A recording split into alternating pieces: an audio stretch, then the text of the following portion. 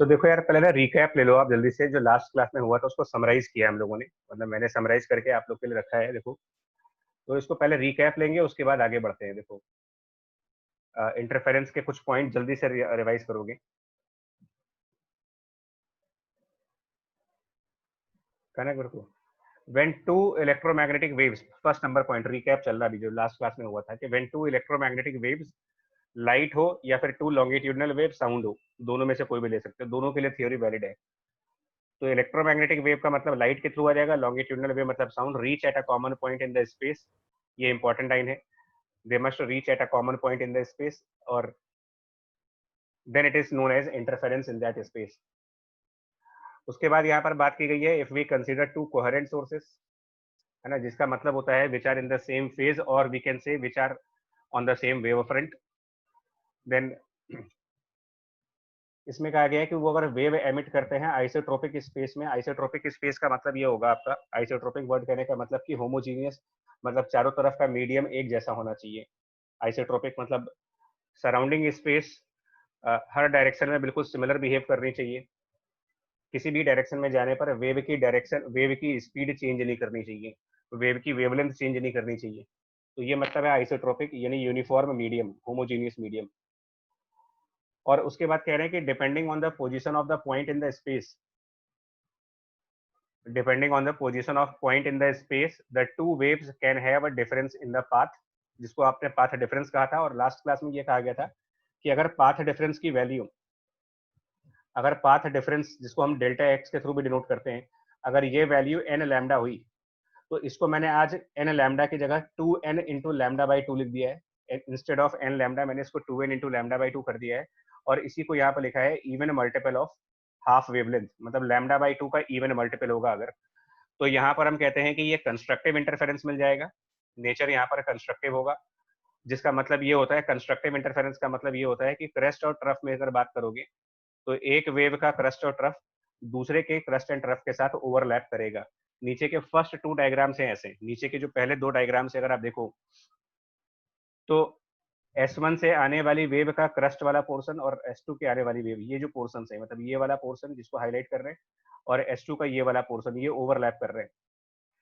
Similarly point Q पर भी similar हो रहा है, S1 की जो वेव आ रही है वो देखे जाए, और S2 की जो वेव आ रही है वो देखी जाए, तो दोनों के सिमिलर पोर्शन जब ओवरलैप करते हैं तो इसको कहा जाता है कि कंस्ट्रक्टिव इंटरफेरेंस होगा ये। मतलब फर्स्ट केस में कंस्ट्रक्टिव इंटरफेरेंस है, सेकंड केस में कंस्ट्रक्टिव इंटरफेरेंस है, लेकिन थर्ड केस में डिस्ट्रक्टिव इंटरफेरेंस है।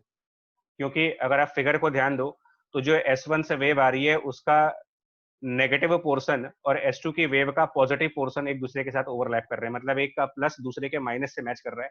तो यहाँ पर ओवरऑल डिस्प्लेसमेंट जीरो हो जाती है, इसको हम डिस्ट्रक्टिव इंटरफेरेंस का नाम देते हैं। फिगर को ध्यान से देखो अगर आप, तो आप ये चेक कर सकते हो कि S1 से जो वेव आ रही है इस तक, S1 से जो यहाँ तक वेव आ रही है, इसके टोटल वेवलेंथ की वैल्यू कितनी है, कितनी वेव इन्वॉल्व है।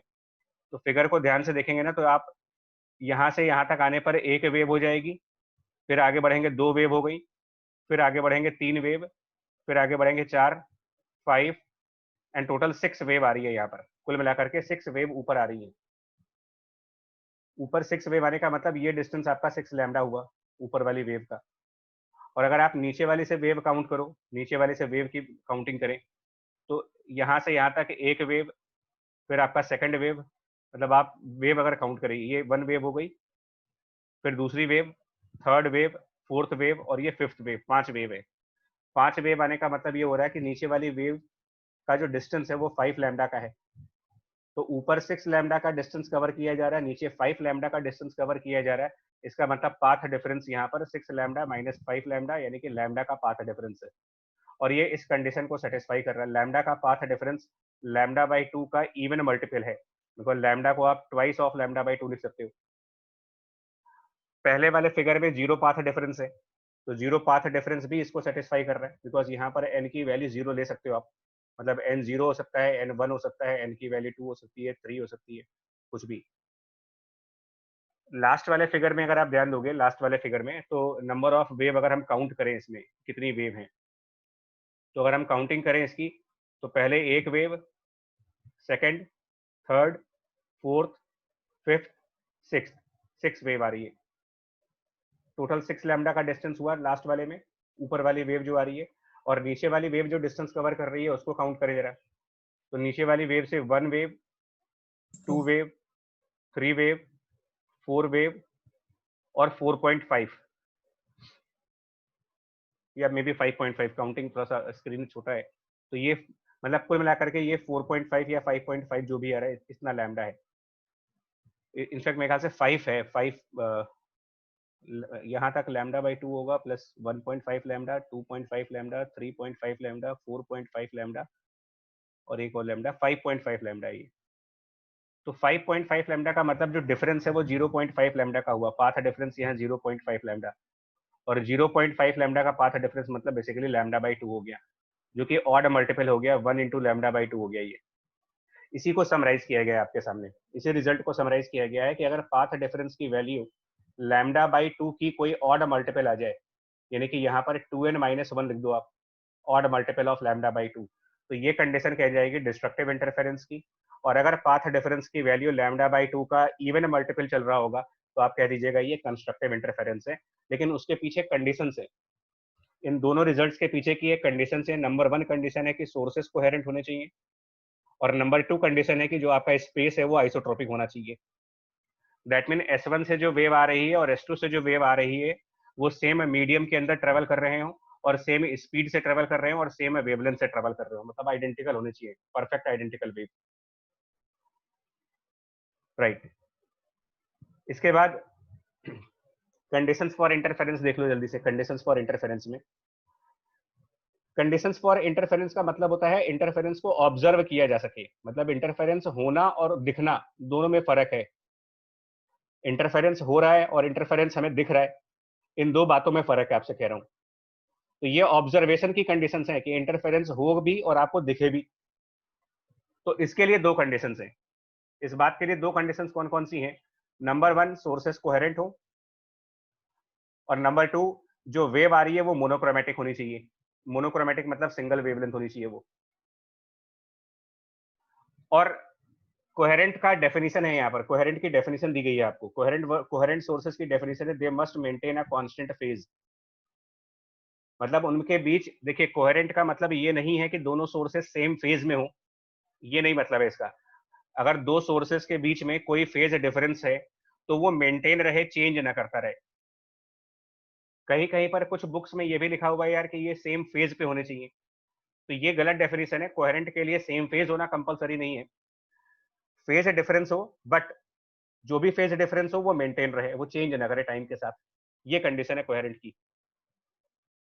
और इसका एक एग्जांपल है जो क्लास 11th में भी मैंने आपको दिया था, फिर से रिपीट करके दे रहा हूं आपको, कि single frequency sound wave emitted by the two side by side loud speakers, दो स्पीकर ले लें आप, side by side loud speakers, लेकिन वो ड्रिवन होने चाहिए बाय द सेम एम्पलीफायर।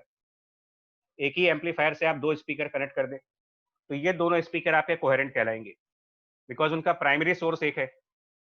एक ही एम्पलीफायर से आपने दो स्पीकर लगाए, तीन स्पीकर लगा दो, चार स्पीकर लगा दो, ये सब कोहेरेंट सोर्सेस कहलाएंगे। अल्टीमेटली उन सबका सोर्स एक है, प्राइमरी सोर्स एक ही है, इनको आप कोहेरेंट कह सकते हैं। और अगर यहाँ पर दूसरा एग्जांपल देखें, अगर आप दो लाइट बल्ब लें, इसे क्वेश्चंस भी पूछते हैं, ध्यान देना आप।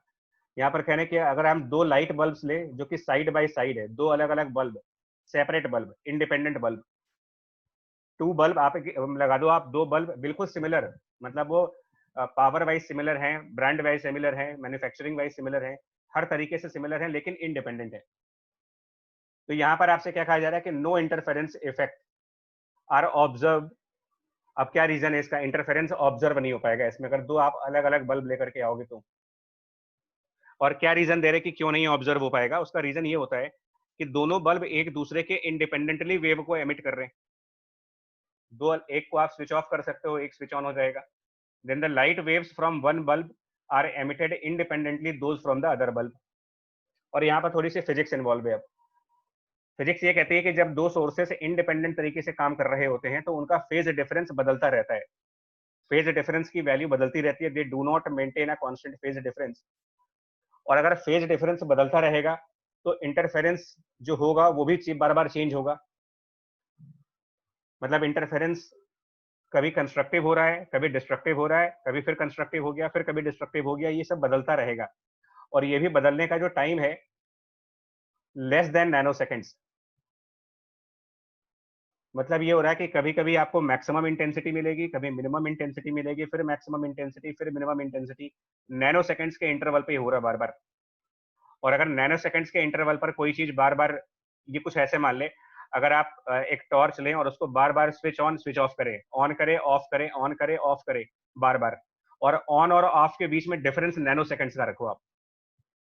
टॉर्च है, उसको ऑन किया, नैनो सेकेंड्स में स्विच ऑफ कर दीजिए, फिर नैनो सेकेंड्स में ऑन कर दीजिए, फिर नैनो सेकेंड में स्विच ऑफ कर दीजिए। तो क्या इसको हम लोग ऑब्जर्व कर पाएंगे? मतलब ये ऑन और ऑफ हमें दिखेगा? अगर नैनो सेकेंड्स के बार वो on off on off on off कर रहे हो आप, तो आपको ये ऑन और ऑफ दिखेगा ही नहीं, इनफैक्ट ऑफ नहीं दिखेगा आपको। आपको ऐसा लगेगा कि वो बल्ब परमानेंटली ग्लो कर रहा है, वो टॉर्च परमानेंटली ग्लो कर रही है। राइट, उसका हमारा आई का प्रॉब्लम है, वो बायोलॉजिकल प्रॉब्लम है कि I can not follow such rapid changes. इतनी इतनी तेज चेंजेस को हम लोग परसीव नहीं कर पाते कभी। मतलब हमारे ह्यूमन आई की कंस्ट्रेंट है कि कोई चीज अगर इतनी नैनो सेकंड्स में बार बार चेंज हो रही है, तो हम लोग उसको बेसिकली मतलब परसीव नहीं कर पाते अपने ब्रेन में। इस वजह से कहा जा रहा है कि इंटरफेरेंस ऑब्जर्व नहीं होगा, और ऐसे को सोर्सेज को हम लोग नाम दे रहे हैं इनकोहेरेंट सोर्सेज। मतलब इंटरफेरेंस होगा, बट प्रॉब्लम ये होगा कि वो इंटरफेरेंस बार बार चेंज हो रहा होगा, ऑब्जर्वेशन पॉसिबल नहीं है उसकी। और जिस चीज की ऑब्जर्वेशन पॉसिबल नहीं है, साइंस उसको एक्सेप्ट नहीं करता, कि जो चीज आपको दिखी ही नहीं उसको हम कैसे मान लें।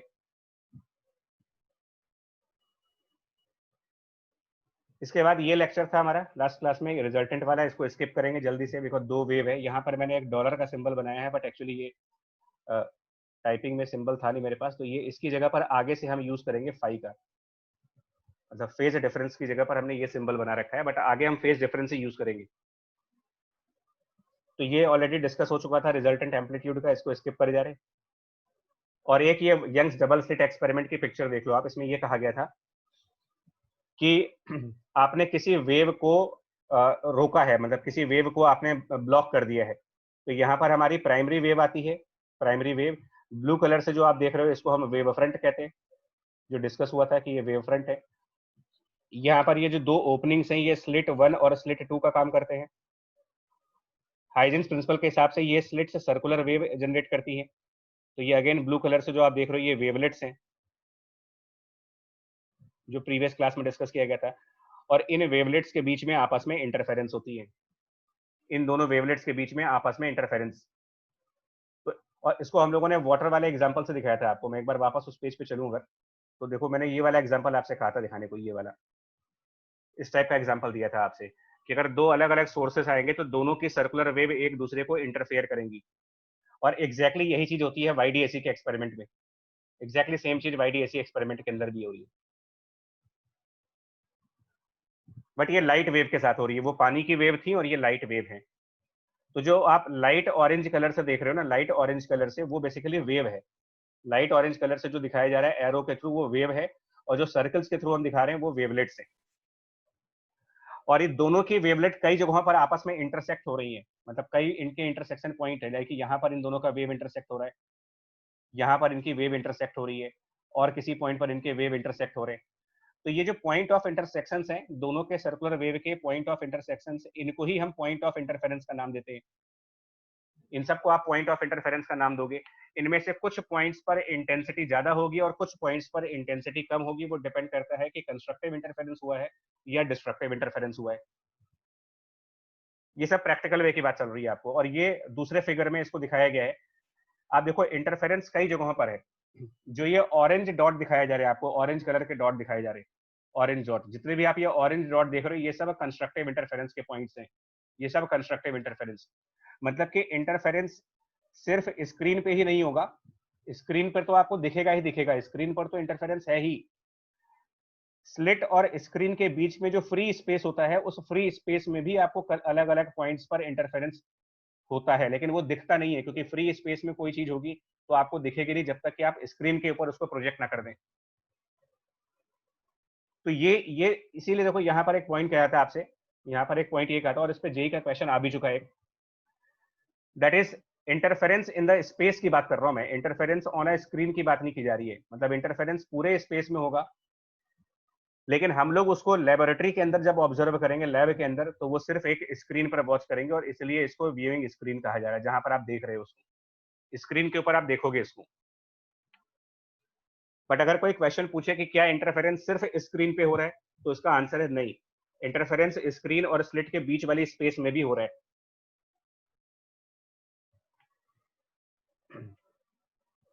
और अब ये तो हम लैब लैब में तो है नहीं, इसलिए हम दिखा नहीं पाएंगे, बट एक्चुअली क्या होता है कि स्क्रीन के ऊपर आपको पैरेलल बैंड्स दिखेंगे, पैरेलल बैंड्स ऑल्टरनेट, व्हाइट वाले ब्राइट हैं और ये जो डार्क वाले हैं, मतलब जो ये व्हाइट कलर है वो एक तरीके से ब्राइट, आप कहते हो कि ब्राइट बैंड है, और ये जो ब्लैक ब्लैक देख रहे हो आप, ये एक तरीके से डार्क बैंड होता है, अंधेरा हो जाता है वहां पर, फिर आपका ये ब्राइट बैंड होगा, फिर उसके बाद एक ब्लैक यानी कि डार्कनेस आती है। तो ऑल्टरनेट ब्राइट और डार्क पैरेलल बैंड्स हैं, और इनको हम फ्रिंजेस का नाम देते हैं, मतलब कि स्क्रीन के ऊपर फ्रिंजेस दिखती हैं हमको। अब इसकी मैथमेटिकल एनालिसिस पे आ जाइए। मैथमेटिकली एनालिसिस में हम लोगों ने जो पाथ डिफरेंस कैलकुलेट किया था उसको समराइज कर दें जल्दी से, फाइनल, उसके बाद आगे बढ़ जाएंगे।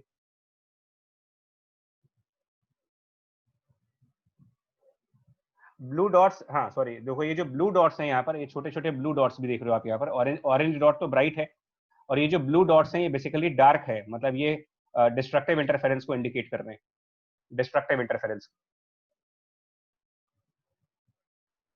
ठीक है, अभी इसको हम आएंगे, इस पे आएंगे, पॉइंट्स पे आएंगे, इसमें क्या हो रहा है यहाँ पर।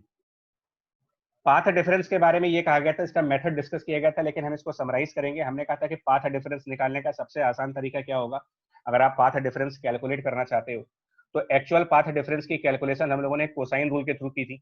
अगर आप देखें तो जो एक्चुअल कैलकुलेशन थी वो हमारे प्रीवियस क्लास में कोसाइन रूल के थ्रू थी। इस तरीके से हम लोगों ने सब कुछ किया था, लेकिन बाद में आपसे समराइज करके ये कह दिया था कि दोनों वेव को पैरेलल ले लेना, S1 और S2 के वेव पैरेलल ले लीजिएगा, और S1 से यहाँ पर एक परपेंडिकुलर ड्रॉप करके इस लेंथ को पाथ डिफरेंस कह सकते हो। ये हमने डिस्कस किया था लास्ट क्लास में, तो यही चीज यहाँ पर आपको समराइज करके दिखा रहे हैं कि जो पाथ डिफरेंस है वो कैसे निकाला जा सकता है। ठीक है, अब आते हैं नेक्स्ट पॉइंट पर। चलिए, पोजिशंस ऑफ मैक्सिमा मिनिमा, अब यहाँ से स्टार्ट करते हैं। ये जो स्क्रीन है, जो अभी इमेज पीछे देखी थी वही इमेज है। अब आपको ये फाइंड आउट करना है कि जो स्क्रीन का सेंट्रल पॉइंट है, सेंटर ऑफ स्क्रीन जहां पर है, उससे कितनी कितनी हाइट पर आपको मैक्सिमास मिल रहे हैं, मतलब सेंटर से कितना ऊपर जाने पर ये मैक्सिमा वाला पॉइंट मिल रहा है, इसके और कितना ऊपर जाने पर मैक्सिमा मिल रहा है, मतलब ये डिस्टेंसेस फाइंड आउट करनी है मेरे को। ये क्या डिस्टेंस होगी, ये क्या डिस्टेंस होगी, ये डिस्टेंस निकालने का फॉर्मूला चाहिए मेरे को, कि सेंटर से कितना ऊपर जाने पर ब्राइट वाला बैंड दिखेगा, और सेंटर से कितना ऊपर जाने पर डार्क वाला बैंड दिखेगा, यानी कि ब्राइट फ्रिंज कहाँ पे होगी और डार्क फ्रिंज कहाँ पर होगी। तो इसकी कैलकुलेशन वहीं से स्टार्ट करते हैं, मतलब यहाँ पर हमने एक पॉइंट पी लिया था, और हम लोगों ने कहा था कि S1 से एक वेव इस पॉइंट की तरफ आएगी, S2 से भी एक वेव इस पॉइंट की तरफ आएगी, और अगर ये पॉइंट सेंटर से थीटा एंगल की डायरेक्शन में है, सेंटर से अगर इसका थीटा एंगल पे डायरेक्शन है, तो यहाँ पर पाथ डिफरेंस की value d into sine theta हो जाएगी, जो प्रूफ किया जा चुका है, path difference d sine theta. और रिकैप वाले में भी आपको डिस्कस किया था कि पाथ डिफरेंस अगर लैम्डा बाई 2 का इवन मल्टीपल है तो कंस्ट्रक्टिव इंटरफेरेंस होता है, और लैम्डा बाई 2 का ऑड मल्टीपल है तो डिस्ट्रक्टिव इंटरफेरेंस। तो अगर ये d साइन थीटा, मतलब आप ये कह देना कि अगर d साइन थीटा की वैल्यू 2 टाइम्स n, मतलब इवन नंबर, और इंटू लैम्डा बाई 2 हुआ, तो हमको कंस्ट्रक्टिव इंटरफेरेंस मिलेगा। और फिर हम लोगों ने एक और अप्रोक्सीमेशन यूज किया था कि अगर ये पॉइंट सेंटर से वाई डिस्टेंस ऊपर है, सेंटर से वाई डिस्टेंस ऊपर, तो हम लोगों ने इस वाले ट्रायंगल में टेन थीटा कैलकुलेट किया था, टेन थीटा की वैल्यू बनेगी वाई अपॉन कैपिटल डी, और एक अप्रोक्सीमेशन लगाया था कि अगर ये थीटा स्मॉल एंगल हुआ, ठीक है, अगर ये थीटा स्मॉल एंगल हुआ, और ये अप्रोक्सीमेशन कैसे जस्टिफाई होगा इसको समझिएगा जरा। साइन थीटा और टेन थीटा को कब बराबर ले सकते हो आप, जस्टिफाई कर रहे हैं इसको। ये एक्सपेरिमेंट लैब के अंदर होगा, तो लैब के अंदर अगर एक्सपेरिमेंट होगा तो बट ऑब्वियस बात है कि हमने विजिबल लाइट यूज की होगी, नॉन विजिबल इलेक्ट्रोमैग्नेटिक वेव को लेकर के हम लैब में कोई एक्सपेरिमेंट तो करेंगे नहीं जो हमें दिखेगा ही नहीं। और विजिबल लाइट्स की जो वेवलेंथ होती हैं, अगर विजिबल लाइट की वेवलेंथ की बात की जाए, तो वो अप्रोक्सीमेटली 380 नैनोमीटर से और लमसम 780 नैनोमीटर के रेंज में आती है, मतलब उनका ऑर्डर नैनोमीटर का है बेसिकली। तो अगर हम ये मान लेते हैं कि हमने एक वेवलेंथ यूज की, फॉर एग्जांपल हमने 500 नैनोमीटर की वेवलेंथ को यूज किया, 500 नैनोमीटर का वेवलेंथ इस एक्सपेरिमेंट में यूज किया है, तो अगर हम यहाँ से साइन ऑफ थीटा की वैल्यू कैलकुलेट करें, साइन थीटा की वैल्यू, तो ये साइन थीटा की वैल्यू बनेगी n lambda divided by small d. Lambda का जो ऑर्डर है वो 500 नैनोमीटर यानी कि 500 इंटू 10⁻⁹ और जो डी है इसके बारे में भी ये कहा गया था कि ये स्लिट्स काफी क्लोज होनी चाहिए, वेरी क्लोज स्लिट्स होनी चाहिए। तो इसमें जो दोनों स्लिट्स के बीच का डिस्टेंस स्मॉल डी है ये टेंडिंग टू जीरो है, काफी स्मॉल वैल्यू होती है मिलीमीटर्स के आसपास, मतलब प्रैक्टिकली ये मिलीमीटर्स में ली जाती है। तो अगर आप डिनोमिनेटर 10⁻³ के ऑर्डर में ले रहे हो तो आप खुद चेक कर सकते हो कि साइन थीटा की जो वैल्यू बनेगी इस फिगर में, इस क्वेश्चन में अगर हम साइन थीटा कैलकुलेट करेंगे तो ये n×5 और उसके अलावा 10⁻⁻⁴ का ऑर्डर बन रहा है, मतलब 10⁻⁻⁴ के ऑर्डर में साइन थीटा की वैल्यू जा रही है। तो जो कि काफी स्मॉल एंगल होगा, और इतना स्मॉल एंगल होगा तो हम ये लिमिट फॉलो कर सकते हो कि थीटा जब टेंडिंग टू जीरो है यहाँ पर तो sine theta becomes tan theta approximately, ये मान सकते हो। लेकिन ये मैंने इसलिए डिस्कस किया है कि अगर आपके न्यूमेरिकल में ये कहा जाए कि जो वेवलेंथ है वो नैनोमीटर में नहीं है, वो मिलीमीटर में ही है, मतलब कि लैम्डा और स्मॉल डी अगर एक दूसरे से कंपेरेबल हैं, लैम्डा और स्मॉल डी को अगर आपस में कंपेयर कर रहे हो आप, ऐसे भी न्यूमेरिकल्स आते हैं जेई में जहां पर आपसे वो कहते हैं कि lambda equals to 2 times of d, ऐसा भी न्यूमेरिकल आएगा आपको, वो कह देंगे लैम्डा इक्वल्स टू 2 डी या फिर d equals to 2 lambda, sorry d equal to 2 lambda, मान लो ये भी कह सकते हैं। तो अगर डी इक्वल टू 2 लैम्डा है तो तब साइन थीटा स्मॉल नहीं बनेगा आपका, क्योंकि अगर लैम्डा बाई डी इस हिसाब से चेक करो, अगर डी इक्वल टू 2 लैम्डा है तो इसका मतलब लैम्डा बाई डी 1/2 हो गया, तो ये फिर कोई छोटा नंबर तो आएगा नहीं, ये एक बड़ा नंबर आ जाएगा। और अगर ये बड़ा नंबर आ रहा है इसका मतलब तब आप साइन थीटा को फर्दर tan थीटा सब्स्टिट्यूट नहीं कर पाओगे आप इस केस में। तो ये यहाँ पर नोट करने वाला पॉइंट है कि लैम्डा और स्मॉल डी अगर एक दूसरे के कंपेरेबल हैं, मतलब सेम साइज के हैं, दोनों में कोई छोटा बड़ा नहीं है, अगर इस टाइप की कोई सिचुएशन चल रही है आपकी, तो फिर आप साइन थीटा को साइन थीटा ही रहने दें, इसको tan थीटा से रिप्लेस ना करें।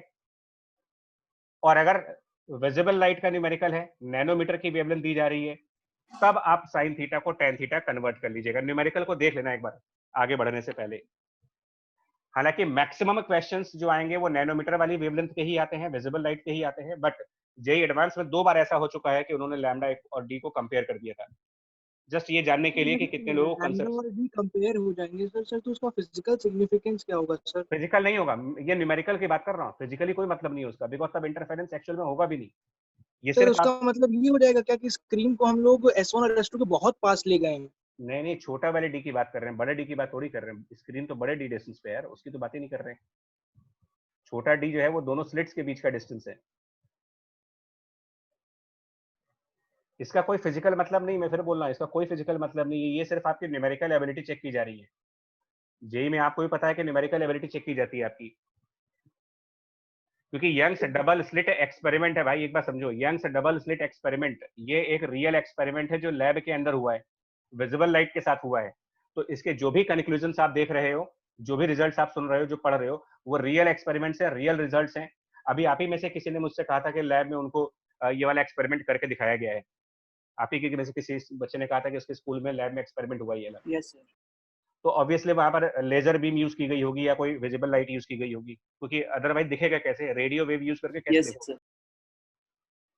तो मतलब ओरिजिनली एक यंग्स के एक्सपेरिमेंट में विजिबल लाइट था, बट जेई को आपके बारे में मतलब जेई का कंसेप्ट आपको पता है कि वो आपकी एनालिटिकल स्किल को चेक करते हैं, मतलब वो ये जानना चाहते हैं कि आपने सिर्फ रट रखा है या एक्चुअल में समझा भी है उसको, क्योंकि कई बच्चे ये समझते हैं कि साइन थीटा हमेशा tan थीटा हो जाता है। तो इसका फिजिकल सिग्निफिकेंस ना देखे आप, जस्ट मैथमेटिकली इसको चलने दो, है ना बच्चा, कोई उसका फिजिकल मतलब होगा नहीं, बिकॉज रियल लाइफ में ऐसा कोई इंटरफेरेंस नहीं होता जहां डी और लैम्डा इस तरीके से रिलेट हो जाए। तो अगर हम विजिबल लाइट्स की बात कर रहे हैं, यानी कि लो वेवलेंथ्स की बात कर रहे हो अगर आप, तब आप साइन थीटा को tan थीटा रिप्लेस कर सकते हो, और जब आप साइन थीटा को tan थीटा रिप्लेस कर सकते हो तब ये वाली कंडीशन चेंज हो जाती है, तब यहाँ पर आप साइन थीटा की जगह tan थीटा, यानी यहाँ पर भी साइन थीटा की जगह tan थीटा यूज कर लें और tan theta y upon d होगा, तो फाइनली आपको ये मिल जाएगा कि y equal to n times capital d lambda over small d. इसके थ्रू आप निकाल सकते हो position of nth maxima, nth maxima निकालोगे आप। देखिए जो बिल्कुल S1 S2 के सामने है, S1 S2 के बिल्कुल सामने वाली जो पॉइंट आप देख रहे हो, ये इसको हम कहते हैं जीरो मैक्सिमा। फिर सेंटर के ऊपर बढ़ने पर जो पहला मैक्सिमा आएगा ये कहलाएगा आपका फर्स्ट मैक्सिमा। इसके और ऊपर बढ़ोगे तो आप कहोगे सेकंड मैक्सिमा है ये, और ऊपर जाएंगे थर्ड मैक्सिमा होता है। तो अगर मेरे को कहा जाए कि बताओ सेकंड मैक्सिमा की लोकेशन कहाँ पर है, सेकंड मैक्सिमा स्क्रीन के सेंटर से कितनी डिस्टेंस ऊपर है, तो हम इस फॉर्मूले को यूज करेंगे और वहां पर एन की वैल्यू पुट कर देंगे इक्वल टू 2। मतलब सेकंड मैक्सिमा का मतलब आपको एन इक्वल टू 2 रखना होगा, फर्स्ट मैक्सिमा का मतलब आपको एन इक्वल टू 1 रखना होगा। तो जिस भी मैक्सिमा के लिए आपको डिस्टेंस कैलकुलेट करने को कहा जाए, आप इस फॉर्मूले में एन की उसकी वैल्यू पुट करेंगे जस्ट मैक्सिमा निकालने के लिए कि मैक्सिमा सेंटर में सेंटर स्क्रीन के सेंटर पॉइंट से कितने डिस्टेंस ऊपर की तरफ है। यहाँ तक समझ आया आप लोग को? पोजीशन ऑफ मैक्सिमा समझ में आई आपको कि कैलकुलेट करने के लिए जो यस फॉर्मूला सर। यूज कर रहे हैं? तो न्यूमेरिकल वैल्यू बड़ी आसान सी होती है, मतलब सब कुछ दिया जाएगा आपको, कैपिटल डी दिया जाएगा, स्मॉल डी दिया जाएगा, लैम्डा भी दिया जाएगा। एक बेसिक लेवल का क्वेश्चन आता है कि find the location of 9th maxima, find the location of 7th maxima. तो एन की वैल्यू पुट करेंगे, बाकी सब आप सब्स्टिट्यूट करेंगे। और इस हिसाब से मिनिमा कहाँ पर आएगा? जैसे सेंटर के ऊपर बढ़ने पर मिनिमा भी आ रहा है, सेंटर के सबसे ऊपर देखोगे तो ये मिनिमा, देखिए इसके भी ऑर्डर है, इसको कहेंगे फर्स्ट मिनिमा, और आगे बढ़ेंगे सेकंड मिनिमा, और आगे जाओगे थर्ड मिनिमा। तो अगर मैं पूछूं कि फर्स्ट मिनिमा कहां पर है, फर्स्ट मिनिमा सेंटर से कितना ऊपर है, मतलब ये डिस्टेंस कितनी होगी, स्क्रीन के सेंटर से कितने डिस्टेंस पर जाकर के आपको पहला वाला मैक्सिमा मिल रहा है, पहला वाला मिनिमा मिल रहा है, या फिर सेंटर से कितना ऊपर जाकर के आपको दूसरा वाला मिनिमा मिल रहा है या तीसरा वाला मिनिमा मिल रहा है। ये भी क्वेश्चन आते हैं कि ये कहाँ कहाँ पर होंगे। तो आप मिनिमा का मतलब डिस्ट्रक्टिव इंटरफेरेंस से है, मिनिमा मतलब डिस्ट्रक्टिव इंटरफेरेंस, तो उसकी कंडीशन लगा दो। डिस्ट्रक्टिव इंटरफेरेंस की कंडीशन ये है कि पाथ डिफरेंस जो होना चाहिए डिस्ट्रक्टिव इंटरफेरेंस के लिए वो 2n-1 लैम्डा बाई 2 के बराबर होना चाहिए। तो इस वाली कंडीशन को फुलफिल करिए, और इस कंडीशन को फुलफिल करेंगे तो क्या रिजल्ट बनेगा, देखो आप यहाँ पर क्या रिजल्ट बनेगा अगर आपको मिनिमा निकालना हो। तो पाथ डिफरेंस तो ऑलरेडी डी साइन थीटा आप निकाल चुके हो, तो मिनिमा फाइंड आउट करने के लिए आप क्या करो, डी साइन थीटा जो कि पाथ डिफरेंस कैलकुलेट कर चुके हैं प्रीवियस में, इसके थ्रू ज्योमेट्री के थ्रू इस तरीके से path difference D sine theta निकाल चुके हो, उसको इक्वल कर दीजिए 2n-1 लैम्डा बाय 2 के, और फिर साइन थीटा को रिप्लेस कर दो आप टेन थीटा से, मतलब कि y अपॉन कैपिटल डी से, और y की वैल्यू मिल जाएगी यहाँ से 2n-1 lambda over twice of capital D,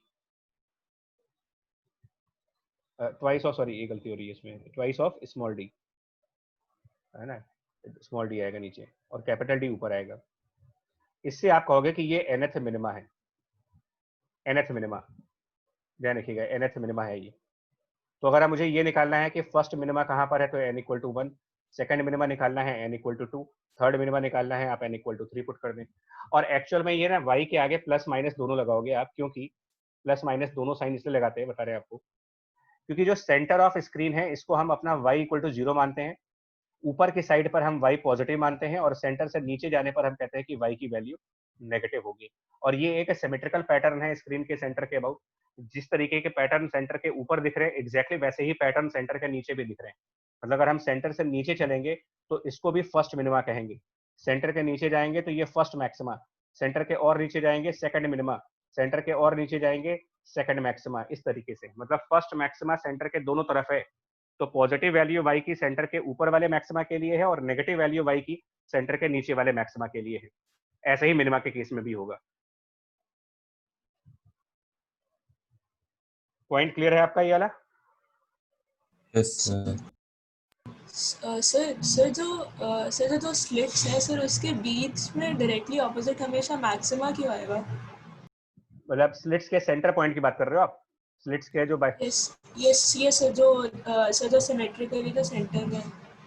अच्छा, अब मैं आपको, चलो बच्चे बताते हैं इसको, ठीक है। अब आपको ना, आप थोड़ा सा मेरे साथ आपको एक काम करना पड़ेगा, आपको इसको बात को समझने के लिए मेरे साथ एक काम करो, अगर आपको एक्चुअल में इसको पूरी तरीके से समझना चाहते हो तो। आपको एक एक्सरसाइज में करा रहा हूँ और आप इजीली वो कर सकते हो। देखो मैं, आप एक काम करना, देखो अब आपको जो पैटर्न समझाते हैं कि कैसे हो रहा है ये सब कुछ।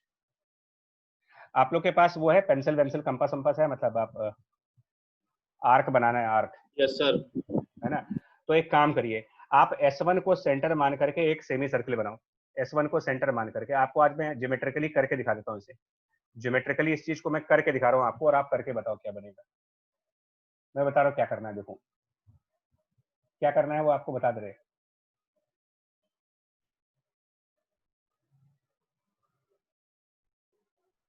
देखिए एक मिनट, मैं आपसे कह रहा हूँ कि S1 को सेंटर मानना है आपको, S1 को सेंटर मानिए और यहाँ पर एक सर्कुलर आर्क बनाओ इस तरीके से, S1 को सेंटर मान करके बना लेंगे आप। मैं तो मतलब वर्चुअली कर रहा हूँ, बट आपको रियल में करना है ये काम, आपको रियल में करना है यार। मैं तो वर्चुअल कर रहा हूँ, आप रियल में करके दिखें कि आपको क्या करना है। आप और नहीं कर सकते तो आप फ्री हैंड कर लो, ऐसी कोई दिक्कत नहीं है, आप फ्री हैंड भी कर सकते हो इसको।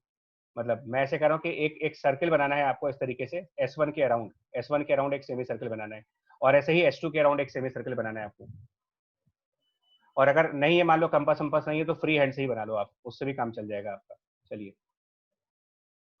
तो देखो क्या होना है कि जब आप ये काम करेंगे ना, तो आप एक काम करना है, S1 के अबाउट कोई एक सेमी सर्किल बनाए, फिर S2 के अबाउट भी उसी रेडियस का सेमी सर्किल बनाओ, फिर S1 के अबाउट एक और सेमी सर्किल बनाए। मैं तो फ्री हैंड से बना रहा हूँ इसलिए अच्छा डायग्राम नहीं बनेगा, बट आप अगर यूज करोगे तो बेटर है। सेम रेडियस के रखिएगा, फिर इसके बाद एक सर्किल बनाइएगा, फिर इसके बाद एक सेम सर्किल उसी रेडियस का बनाओ। इस तरीके से आप एटलीस्ट 4-5 बना लो। तो आपको क्या होगा जानते हो, जब आप इस तरीके से सर्कल्स बनाएंगे ना S2 के अराउंड, तो आपको साफ दिखेगा कि इन सर्कल्स के इंटरसेक्शंस होने लगेंगे। इतना तो मानते हो ना कि सर्कल्स आपस में इंटरसेक्ट करेंगे। Yes sir. और Yes, sir. मैं ये मानता हूं कि पहला वाला सर्कल जो मैंने बनाया है वो लैम्डा अपॉन 2 रेडियस का है, उसका अगला वाला सर्किल लैम्डा रेडियस का है, उसका अगला वाला सर्किल 3 लैम्डा बाई 2 रेडियस का है, उसका अगला वाला सर्किल 2 लैम्डा रेडियस का है। और सिमिलरली S2 के साथ भी ये लैम्डा बाई 2 रेडियस का सर्किल है, ये लैम्डा रेडियस का सर्किल है, ये 3 लैम्डा बाई 2 रेडियस का सर्किल, और ये 2 लैम्डा रेडियस का सर्किल है। अब मैंने यहाँ पर एक, जहाँ ये पॉइंट है जहां दोनों सर्कल्स कट हुए। अब आप बताओ, इसको मैं P1 पॉइंट कह रहा हूँ। P1 पॉइंट, जो P1 पॉइंट है वो S1 के कौन से सर्कल का पॉइंट है, कितनी रेडियस के सर्कल का पॉइंट है वो। अगर हम P1 की बात करें, P1 पॉइंट दोनों के सेमी सर्कल पर है, तो P1 पॉइंट S1 के कितने रेडियस वाले सर्कल पे है, और P1 पॉइंट S2 के कितने रेडियस वाले सर्कल पर है। 2 लैम्डा। दोनों 2 लैम्डा है, दोनों 2 लैम्डा है। इसका मतलब क्या होगा कि जितना डिस्टेंस P1 का S1 से है उतना ही डिस्टेंस P1 का S2 से भी है, यानी कि यहाँ पर 0 पाथ डिफरेंस है। तो 0 पाथ डिफरेंस का मतलब ये मैक्सिमा वाला पॉइंट हो गया, यानी कि यहाँ पर दोनों वेव एक मैक्सिमम इंटेंसिटी प्रोड्यूस करेंगे। और अगर फिगर आपने अच्छी तरीके से बनाया होगा तो अगला इंटरसेक्शन यहाँ पर मिलेगा आपको, और ये इंटरसेक्शन भी देखो सेम रेडियस के सर्कल्स का इंटरसेक्शन है। ये इंटरसेक्शन S1 के लिए 3 लैम्डा बाई 2 रेडियस का है, और S2 के लिए भी सेम रेडियस का सर्किल है ये। तो सेम रेडियस वाले सर्किल जो इंटरसेक्शन करेंगे आपके, सेम S1 के और S2 के सेम रेडियस वाले सर्कल्स का इंटरसेक्शन कई सारे पॉइंट्स पर होगा, और वो सारे पॉइंट एक स्ट्रेट लाइन के ऊपर मिल जाएंगे आपको ऐसे। एग्री करते हो इस बात से? मतलब आप लोगों को लग रहा है कैसा होगा? Yes sir. Yes, sir. इसी को, तो ये जितने भी Yes, पॉइंट्स आप देख रहे हो ना, ये जितने भी पॉइंट, ये सारे पॉइंट्स हमारे क्या हैं? These all are points of zero path difference. इन सारे पॉइंट्स पर जीरो पाथ डिफरेंस है, ये सब मैक्सिमा है। ऐसा नहीं है कि मैक्सिमा सिर्फ स्क्रीन पे ही मिलता है, हमें बार बार बोल रहा हूँ, स्क्रीन के बीच में भी मैक्सिमा होता है, लेकिन वो दिखता इसलिए नहीं है क्योंकि वहां पर देखने के लिए कोई स्क्रीन नहीं लगाई आपने, तो फ्री स्पेस में हमें कोई चीज दिखेगी नहीं जल्दी, क्योंकि ये बहुत छोटे छोटे डॉट पॉइंट्स होते हैं। और यही चीज यहाँ पर दिखाई गई थी, यही को मैं आप कह रहा हूँ। ये जो आप ऑरेंज कलर के डॉट देख रहे हो, ये सब एक मैक्सिमा के पॉइंट्स हैं। बेसिकली ये S1 और S2 के सेम सर्कल के इंटरसेक्शन पॉइंट्स हैं, सेम रेडियस वाले सर्कल्स के। एक और एग्जांपल दिखा देते हैं इसको। हमने एक और पॉइंट यहाँ पे दिखा रहे हैं आपको, अब आप बताना। ये मैंने यहाँ पर एक पॉइंट ग्रीन कलर से मार्क किया है, ग्रीन कलर से, इसको P2 नाम देते हैं। आप ये बताओ P2 पॉइंट S1 के जिस सर्किल का पॉइंट है वो कितनी रेडियस का है?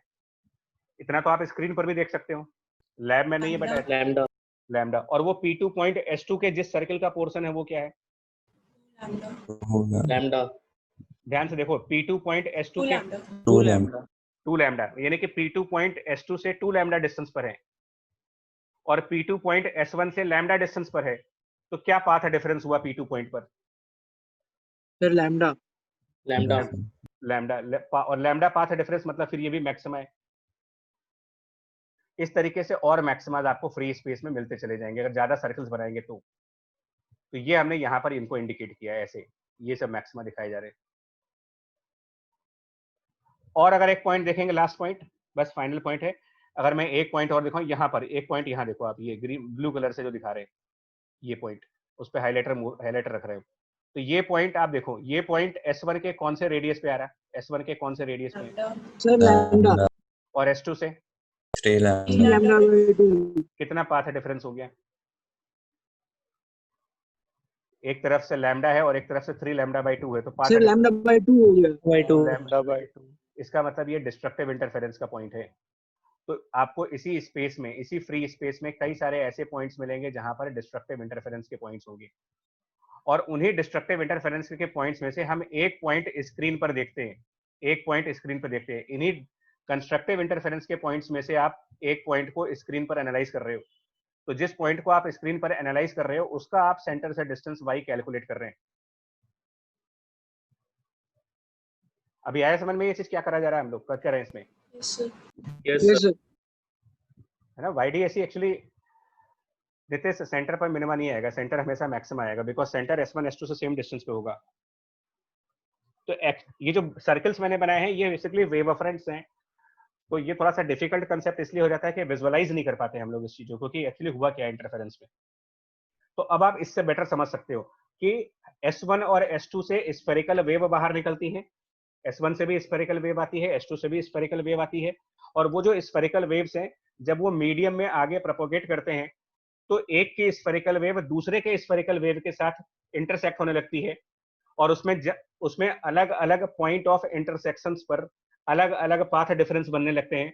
तो कहीं कहीं मैक्सिमा इंटेंसिटी आ रही है, कहीं कहीं मिनिमा इंटेंसिटीज आ रही है। मैक्सिमा वालों को हम कह रहे हैं point of constructive interference, minima वालों को हम कह रहे हैं पॉइंट ऑफ डिस्ट्रक्टिव इंटरफेरेंस। और इनको ऑब्जर्व करने के लिए हमने एक पर्टिकुलर स्क्रीन रखी है स्लिट से कैपिटल डी डिस्टेंस के ऊपर, वहां पर हम जाकर के ऑब्जर्व कर रहे हैं कि कितनी हाइट पर मैक्सिमाज मिल रहे हैं और कितनी हाइट पर मिनिमाज मिल रहे हैं हमें, और उन्हीं के ये फॉर्मूलेज हैं, उन्हीं के लिए आपने ये y के फॉर्मूले कैलकुलेट किए हैं।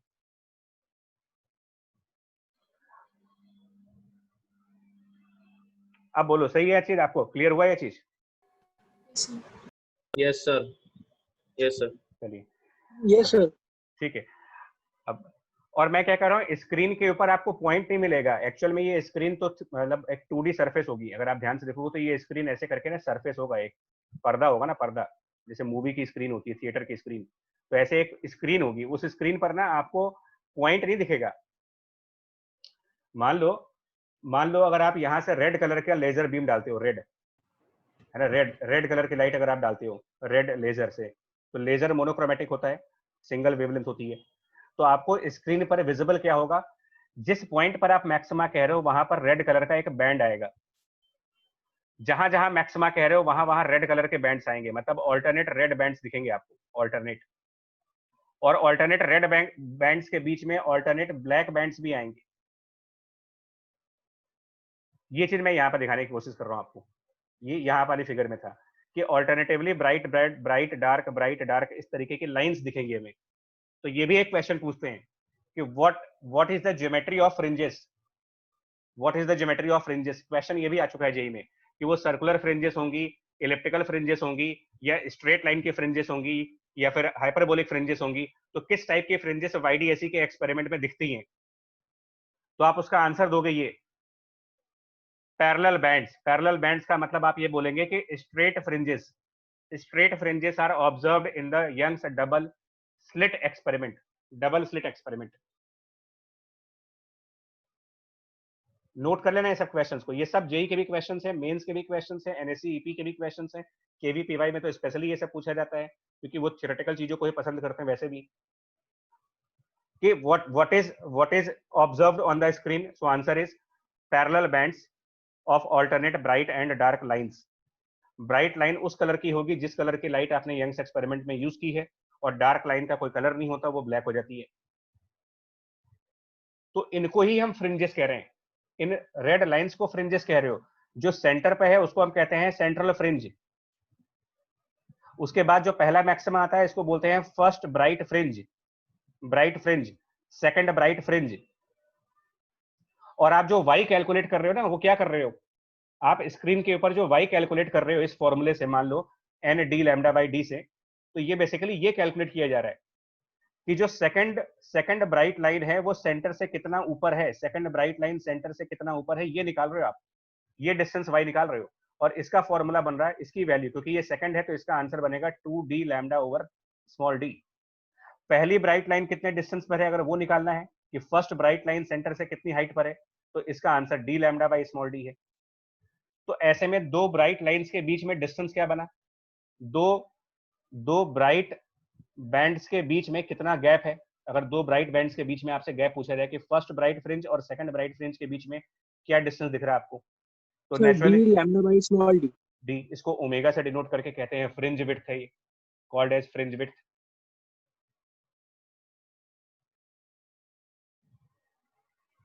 फ्रिंज क्या है समझ में आया आपको, व्हाट इज फ्रिंज? फ्रिंज समझ में आया कि सिर्फ सुनने में लिख रहे हो आप, इसको नाम वैसे लिख रहे हो? फ्रिंज क्या है एक्चुअल में समझ में आ रहा है आपको? Yes sir. Yes sir. Yes sir. हाँ, YDAC के एक्सपेरिमेंट में फ्रिंज एक लाइन है, bright line dark line alternate मिलती है ये, और दो ब्राइट लाइंस कितने कितने गैप पर है उनके डिस्टेंस को आप कह रहे हो फ्रिंज विड्थ है वो, या फिर दो डार्क लाइंस के बीच में भी यही डिस्टेंस आएगा।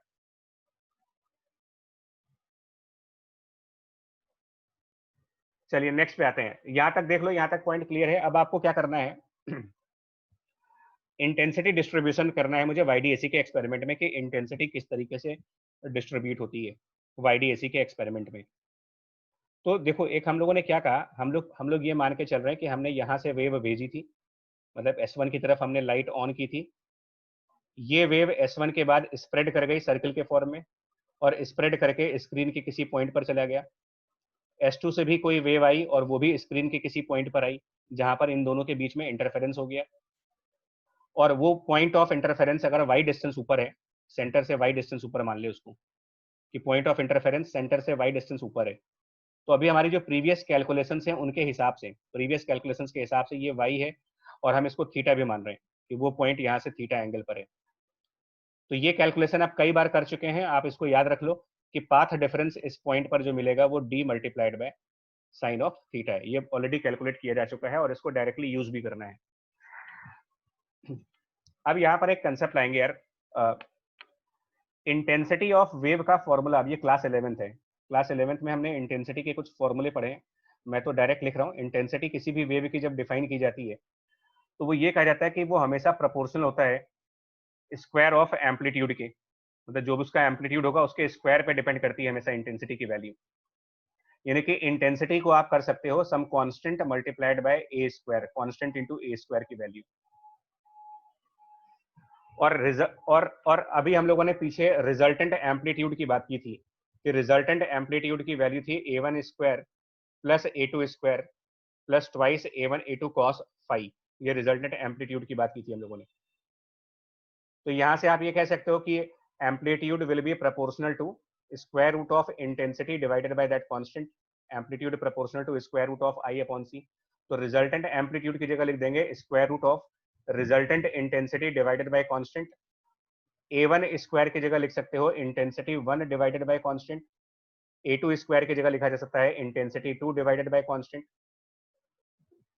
सॉरी ये r स्क्वायर होगा यहाँ पर, तो r स्क्वायर होने की वजह से वो स्क्वायर रूट नहीं आएगा वहां पर, यहाँ पर स्क्वायर रूट नहीं आएगा।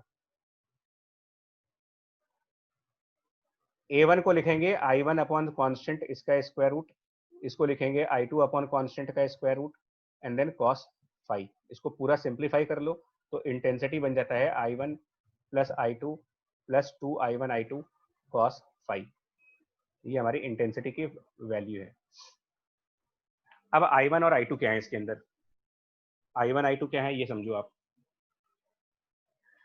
I1 I2 आप में से कोई बताएगा कि I1 और I2 क्या है, अगर किसी को आइडिया हो थोड़ा सा, आप अगर सोच पा रहे हो कि यंग्स डबल स्लिट एक्सपेरिमेंट में I1 क्या है और I2 क्या है।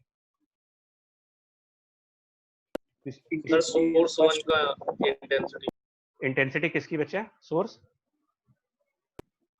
1 और I2 सोर्स 2। अच्छा, तो सोर्स 1 क्या है, सोर्स 1 तो स्लिट है, सोर्स एक्चुअल सोर्स तो कहीं और है, एक्चुअल सोर्स कहीं और है। देखो अगर आप इस पिक्चर को रियल में समझोगे तो ये फिगर कुछ ऐसी है, मैं आपको बता दे रहा हूँ कि रियल में क्या हो रहा है यहाँ पर।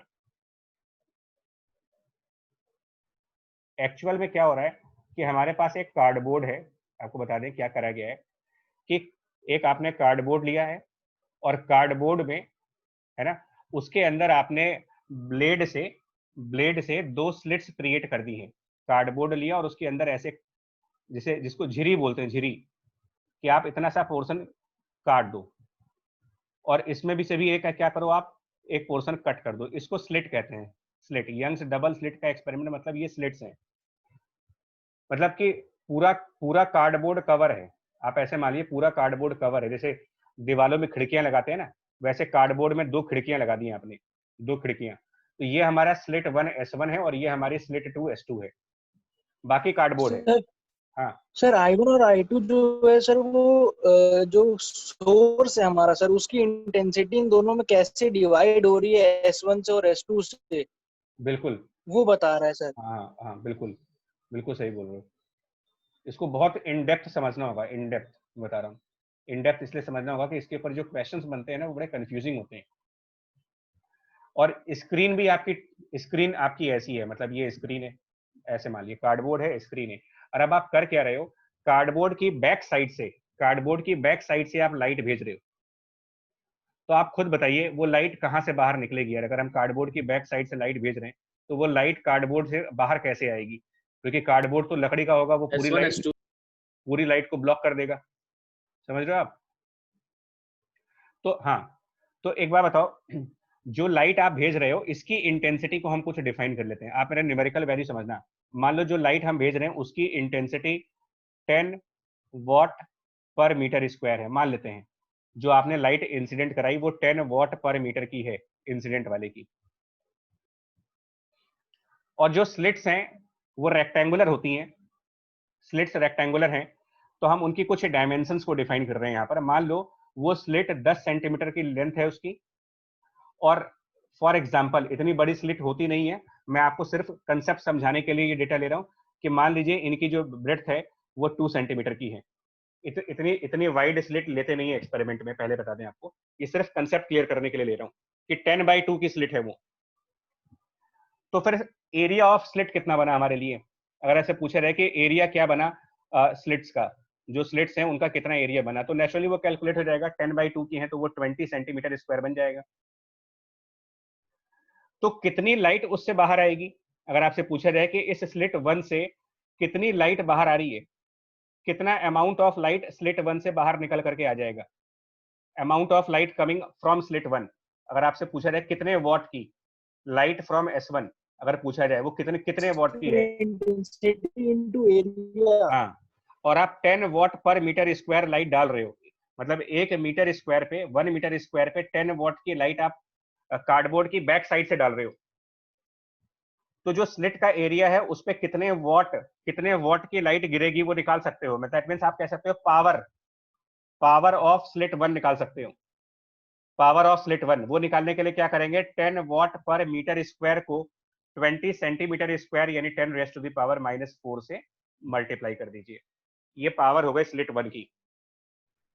और मैं ये इमेजिन कर रहा हूं, मैं ये मान के चल रहा हूं कि जो स्लिट 2 है वो भी आइडेंटिकल है, मतलब डायमेंशंस में आइडेंटिकल है। ये भी 10 सेंटीमीटर की है और ये भी 2 सेंटीमीटर का है। ये आप इसको मान के चलिए, दोनों 2 सेम साइज की है। तो इसका मतलब क्या होगा कि power of slit 1 will be same as the power of slit 2।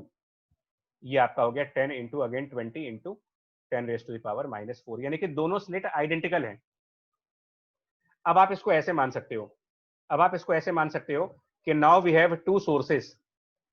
अब आप इसको मान लिए कि now we have 2 sources S1 and S2 of same power. We have 2 sources S1 S2 of same power because of same geometrical construction, same dimensions. तो अब ये 2 sources same power की हो गई। अब इनकी जो लाइट स्क्रीन पर गिरेगी, इनकी लाइट जब स्क्रीन के ऊपर आएगी तो जितनी लाइट स्लिट 1 से स्क्रीन के ऊपर आएगी उतनी ही लाइट स्लिट 2 से भी स्क्रीन के ऊपर आएगी। जिस वजह से ये जो I1 और I2 है ये आप बराबर ले लोगे, मतलब ये वैल्यूज बराबर हो जाएंगी I1 I2 की। I1 क्या है?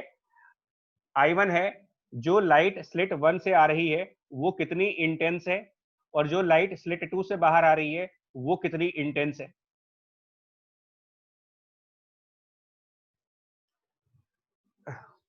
एक बात बताओ,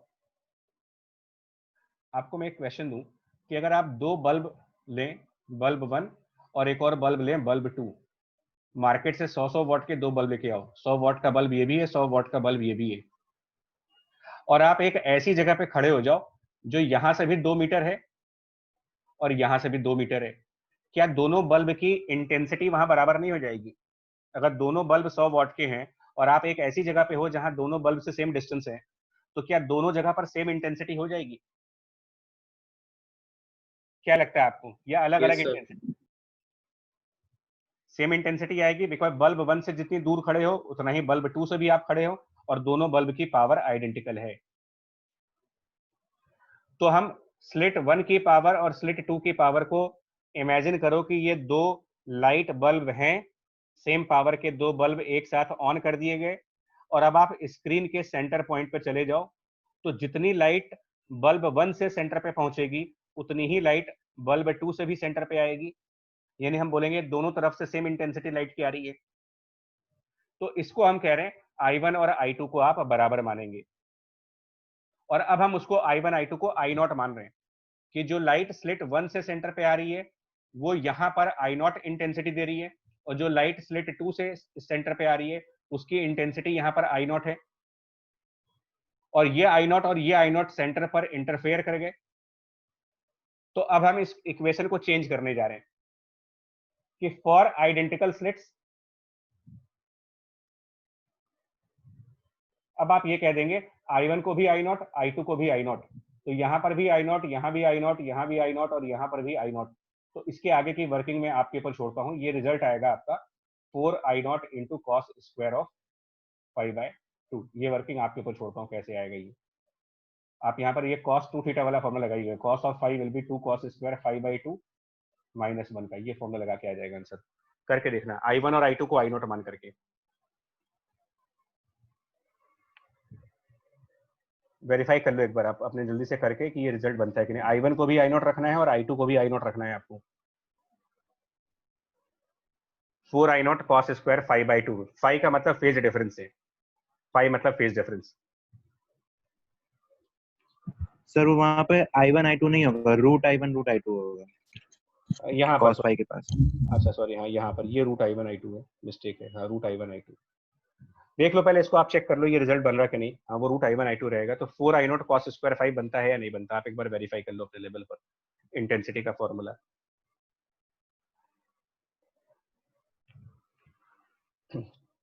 बोलो भाई, कंफर्म करें। ये सर हो गया। ठीक है, लेकिन ये तब हो रहा है जब आपने ये स्लिट 1 और स्लिट 2 बिल्कुल आइडेंटिकल शेप की होनी चाहिए, उनकी ज्योमेट्रिकल डायमेंशन एक जैसी होनी चाहिए। अब आता है कि फेज डिफरेंस, फेज डिफरेंस का पाथ डिफरेंस से क्या रिलेशन होता है, पाथ डिफरेंस का और फेज डिफरेंस का आपस में क्या रिलेशन है। तो इसको समझो, what is relation between the phase difference and the path difference, ये कैसे समझा जाए यार, क्या मतलब है इनका। तो इसके लिए क्या करो, ये समझिएगा, phase difference and path difference, इसको समझो जरा क्या रिलेशन है। मान लीजिए हमारे पास एक सोर्स S1 है और हमारे पास एक सोर्स S2 है, और हम यहाँ पर किसी पॉइंट P पर हैं। सोर्स S1 से कोई वेव पॉइंट P तक जानी है और सोर्स S2 से भी कोई वेव पॉइंट P तक आनी है, दोनों तरफ से वेव आनी है। सोर्स S1 से ये पॉइंट x1 डिस्टेंस पे है और सोर्स S2 से ये पॉइंट x2 डिस्टेंस पे है। हम ये मानते हैं कि सोर्स 1 से जब वेव एमिट हुई उसी टाइम पर वेव सोर्स 2 से भी एमिट हुई है, मतलब इनके एमिजन साइमल्टेनियस हैं, दोनों की वेव एक साथ एमिट हो रही है, एमिजन ऑफ वेव साइमल्टेनियस है। क्या अराइवल ऑफ वेव भी साइमल्टेनियस होगा? अगर ये दोनों वेव एक साथ निकली हैं, लेकिन मान लो x2 x1 से ज्यादा है, तो क्या ये दोनों वेव एक साथ पॉइंट P पर पहुंच भी जाएंगी? अगर हम पॉइंट P की जगह किसी पर्सन को मान ले और मान ले ये दो स्पीकर्स हैं जहां से साउंड निकल रहा है, तो क्या दोनों साउंड एक ही साथ उस पर्सन के कानों में पड़ेगा या फिर आगे पीछे जाएंगे? ये डिस्टेंसेस अलग अलग S1 वाली पहले आ जाएगी सर और S2 वाली बाद में जाएगी। हाँ, तो इसका मतलब ये बताइए, जो S2 वाली वेव है वो S1 वाली वेव के पहुंचने के कितने देर बाद आगे आएगी? मतलब वेव फ्रॉम S2 इस पॉइंट पर जब पहुंच रही होगी, रीचेस टू पॉइंट P, ठीक है, with a time delay, with a delay of time relative to S1। Sir x2 minus x1 upon जो भी उसकी स्पीड होगी सर। हाँ, तो अब आइसोट्रोपिक मीडियम माना है, हम ये मान के चल रहे हैं कि यहाँ से भी आप v स्पीड पर चल रहे हो और यहाँ से भी v स्पीड पर चल रहे हो। और ये वर्किंग बच्चा लोग बड़ा ध्यान से पढ़ लेना, बताना होगा दाएं बाएं कहीं भी आपने कंसंट्रेशन ब्रेक किया तो इसके बाद एक टॉपिक आने वाला है effect of thin glass plate in front of slit. वो नहीं समझ में आएगा आपको, अच्छे को नहीं समझ में आता है। तो ये मोस्ट इंपॉर्टेंट कंसेप्ट के ऊपर चल रहे हो आपके, फेज डिफरेंस का कैलकुलेशन कैसे किया जाता है। फेज डिफरेंस की कैलकुलेशन करने का फंडामेंटल लॉजिक क्या है, ये समझा रहे हैं आपको कि S1 से कोई वेव आई, पॉइंट P पर गई, S2 से भी कोई वेव आई, पॉइंट P पर चली गई, लेकिन S2 वाली वेव पॉइंट P से ज्यादा दूर है, इसलिए S2 वाली वेव पॉइंट P तक पहुंचने में ज्यादा टाइम लेगी। तो वो टाइम डिफरेंस कितना है S1 की वेव के पहुंचने में और S2 के वेव के पहुंचने में, टाइम डिफरेंस की वैल्यू कितनी है? तो वो time difference, delay of time कह रहे हो आप, तो वो टाइम डिफरेंस को अगर आप डेल्टा टी से डिनोट करेंगे तो वो टाइम डिफरेंस है x2 minus x1 divided by v, जिसमें v हम स्पीड ऑफ वेव मानते हैं कि वेव की स्पीड v है। इतनी देर में S1 ने कितने ज्यादा ऑसिलेशन कर लिए होंगे? बताओ, कितने एक्सेस ऑसिलेशन हो चुके होंगे, excess oscillation of S1 in this time. मतलब जब वेव 2 वहां पहुंची है उससे पहले S1 ने कितने ज्यादा, मतलब sorry, excess oscillation of wave 2, excess oscillation of S2 during this time. मेरी बात समझो, हम कह रहे हैं दोनों सेम फ्रीक्वेंसी के हैं, जिस फ्रीक्वेंसी की वेव यहां से निकल रही है उसी फ्रीक्वेंसी की वेव यहां से भी निकल रही है। तो जितनी देर में इसकी वेव का एक ऑसिलेशन पूरा होगा उतनी देर में इसकी वेव का भी एक ऑसिलेशन पूरा हो जाएगा ना। Time period is 1 upon frequency. तो एक ऑसिलेशन पूरा करने में जितना टाइम S1 लेगा उतना ही टाइम S2 भी लेगा एक ऑसिलेशन पूरा करने में। लेकिन S1 जल्दी पहुंच गया तो उसके नंबर ऑफ ऑसिलेशंस, S1 के नंबर ऑफ ऑसिलेशंस कम रहे होंगे और S2 के नंबर ऑफ ऑसिलेशंस ज्यादा रहे होंगे। S2 ने ज्यादा बार ऑसिलेट किया होगा, इसकी वेव ने ज्यादा ऑसिलेट किया होगा। तो कितना ज्यादा ऑसिलेट कर लिया होगा इसमें, अगर आपसे पूछ रहे कि S2 वाली वेव ने कितने नंबर ऑफ ऑसिलेशन ज्यादा कर दिए होंगे। तो एक ऑसिलेशन को पूरा करने में आप कैपिटल टी का टाइम लेते हो, एक ऑसिलेशन कंप्लीट करने में जो टाइम आप लेते हो वो कैपिटल टी लेते हो। और S2 वाली वेव S1 वाली वेव से इतने टाइम ज्यादा ट्रेवल कर रही है। S1 की वेव कम डिस्टेंस है तो कम टाइम के लिए ट्रेवल करेगी, S2 वाली वेव ज्यादा डिस्टेंस है तो ज्यादा टाइम के लिए कवर करेगी। उस ज्यादा टाइम में S2 वाली वेव के नंबर ऑफ ऑसिलेशन भी ज्यादा होंगे क्योंकि पर ऑसिलेशन दोनों का टाइम सेम है। तो number of extra oscillation, excess मतलब आप कह लीजिए कि कितने एक्स्ट्रा ऑसिलेशन कर लिए S2 ने। तो मेरे हिसाब से ये होना चाहिए x2 minus x1 into we, मतलब कि upon bt frequency. Delta T upon T, basically delta T upon T yes sir yes ये होगा, इतने एक्स्ट्रा ऑसिलेशन करेंगे आप। और एक ऑसिलेशन पूरा करने में वेव कितना डिस्टेंस आगे बढ़ जाती है, मतलब कितना फेज कंप्लीट कर लेती है। एक ऑसिलेशन में कितना फेज बढ़ जाते हो आप आगे? फेज फेज किसको? 2 पर 2 पाई। एक ऑसिलेशन का मतलब 2 पाई का फेज बोलते हो आप। 1 ऑसिलेशन मींस फेज ऑफ 2 पाई।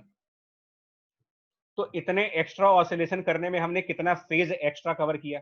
अगर मैं पूछूं कि what is the extra phase, तो एक्स्ट्रा फेज निकालने के लिए आप इस x2 minus x1 divided by vt, ठीक है, और इसको 2 पाई से मल्टीप्लाई कर दो क्योंकि एक ऑसिलेशन 2 पाई फेज के बराबर होता है। 1 oscillation equals to 2 pi phase.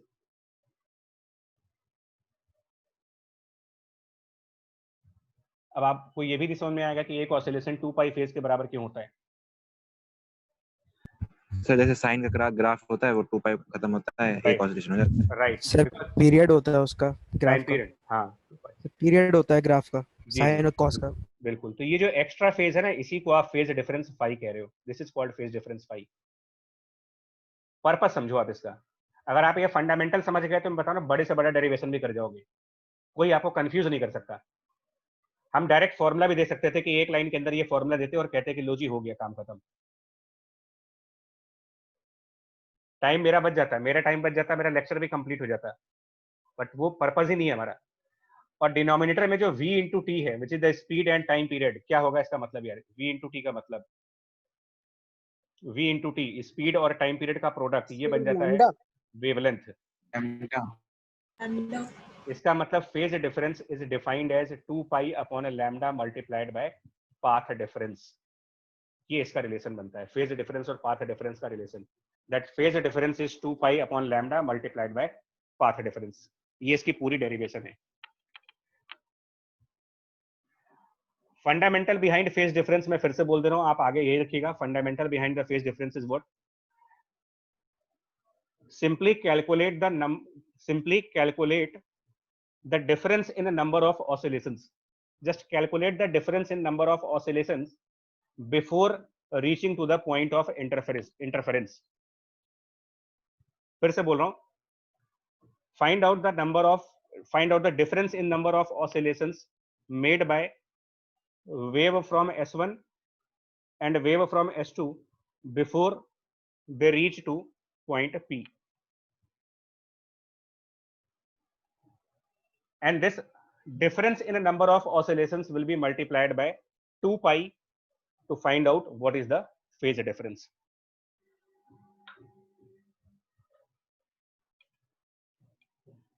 इसके थ्रू हमारा रिजल्ट बन रहा है phi equals to 2 pi by lambda multiplied by delta x।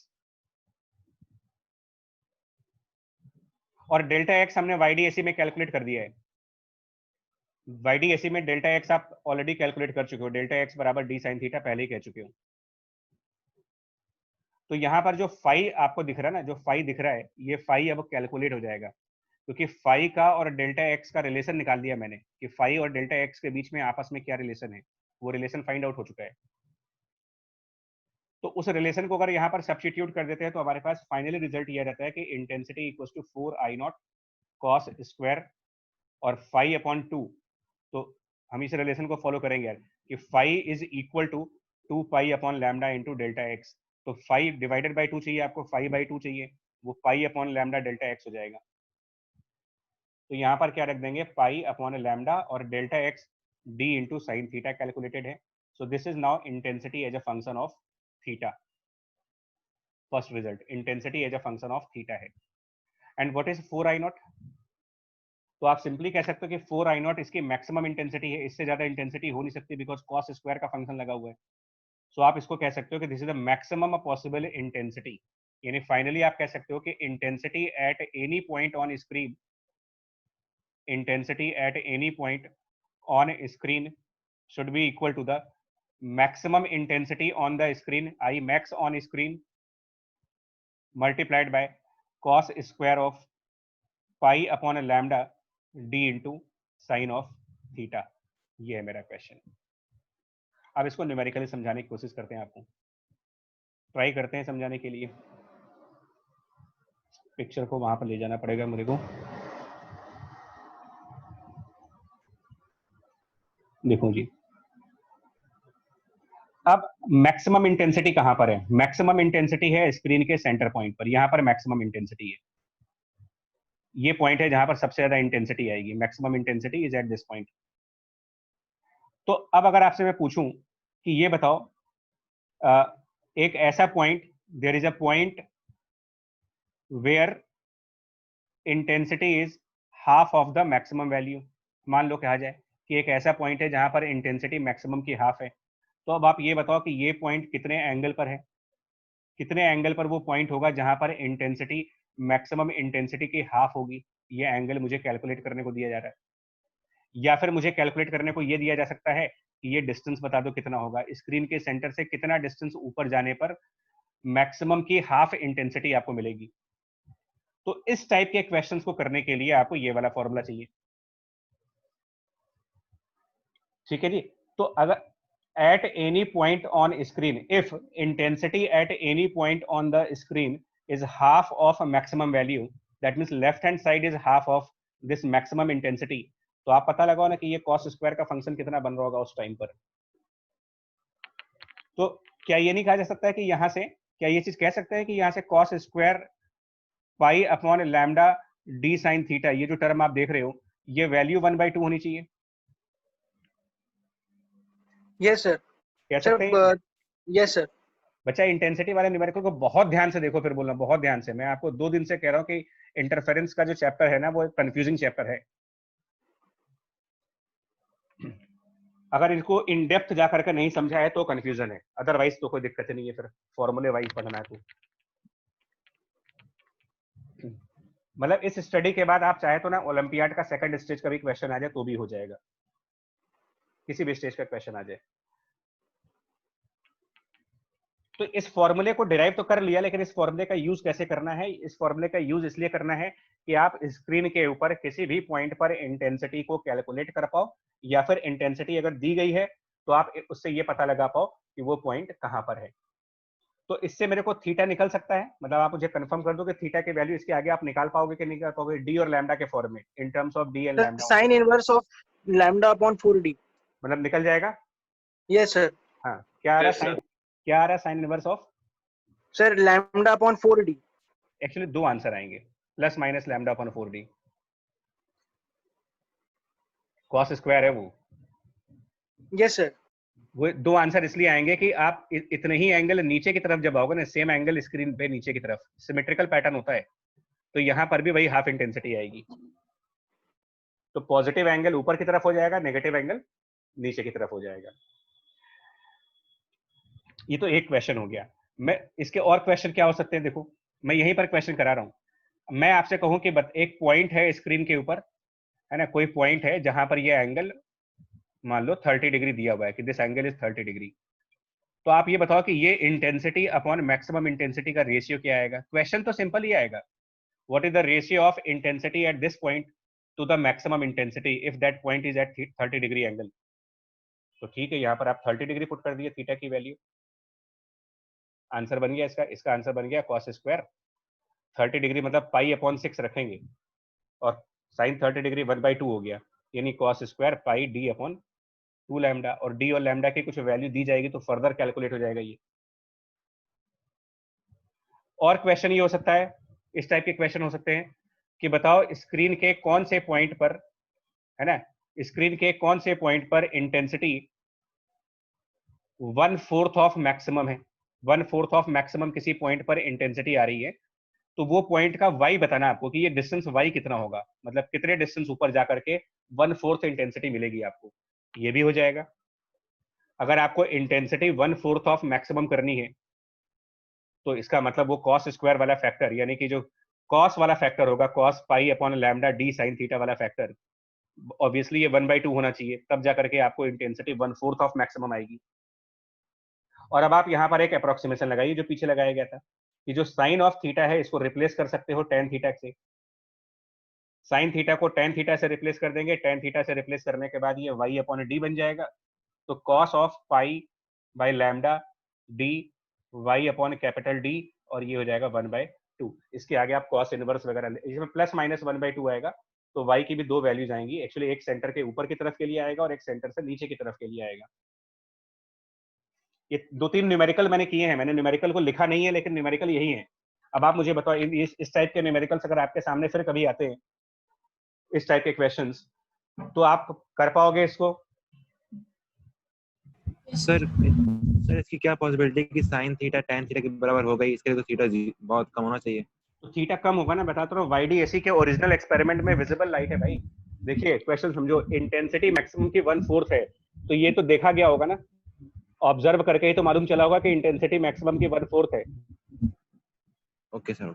और जब आपने ऑब्जर्व किया मतलब दिखाई पड़ा है, तो विजिबल लाइट रही होगी, तो ये जस्टिफाइड हो गया अप्रोक्सीमेशन, राइट? इंटेंसिटी डिस्ट्रीब्यूशन समझ में आया आपको? यस। सर अच्छा, इसका मैं ग्राफ नहीं प्लॉट कर रहा हूँ, लेकिन ग्राफ एक आपको बुक्स में मिल जाएगा, मैं इसलिए नहीं प्लॉट कर रहा हूँ क्योंकि इस स्क्रीन पर मुझसे ग्राफ बनता नहीं है। बट स्टिल अगर आप ग्राफ बनाएंगे ना, तो ये ग्राफ किस चीज का बनेगा? कॉस स्क्वायर का। तो अब आप पढ़ चुके कि कॉस स्क्वायर फंक्शंस का ग्राफ कैसा होता है ना। मैं आपको बहुत बेसिक आइडिया दे सकता हूँ कि ग्राफ कैसा बनेगा, बट फ्री हैंड डायग्राम होगा, इसलिए वो उतना अच्छा डायग्राम दिखेगा नहीं आपको। स्टिल मैं ट्राई कर लेता हूँ कि ग्राफ कुछ ऐसा बनेगा आपका। अगर आप इंटेंसिटी को और स्क्रीन पर जो y डिस्टेंस है उसको लेकर के प्लॉट करते हो ग्राफ, y और इधर इंटेंसिटी, तो ये ना कुछ ऐसा ग्राफ आएगा यार। मैं तो फ्री हैंड से बना रहा हूँ बट आप प्रॉपरली बनाइएगा। ये कुछ इस तरीके से ग्राफ बनेगा कॉस स्क्वायर फंक्शन का। ऐसे ही बनता है कॉस स्क्वायर का ग्राफ, बोलो भाई। ये कुछ डिफरेंट बनता है कॉस स्क्वायर, मेरे ख्याल से कुछ ऐसे ही बनते हैं। ये जो ऊपर वाली वैल्यूज देख रहे हो ये सब मैक्सिमम इंटेंसिटीज को इंडिकेट कर रहे हैं। बच्चा लोग कंफर्म कर दो भाई, कॉस स्क्वायर ग्राफ ऐसे ही रहता है कि कुछ और बनता है, मतलब ऐसे ही? यस सर यही है। हाँ ना। अच्छा, ये जो ग्राफ है ये बार बार जीरो को टच कर रहा है। जहां जहां ये जीरो को टच कर रहा है ना वो मिनिमम इंटेंसिटी है, मतलब जीरो।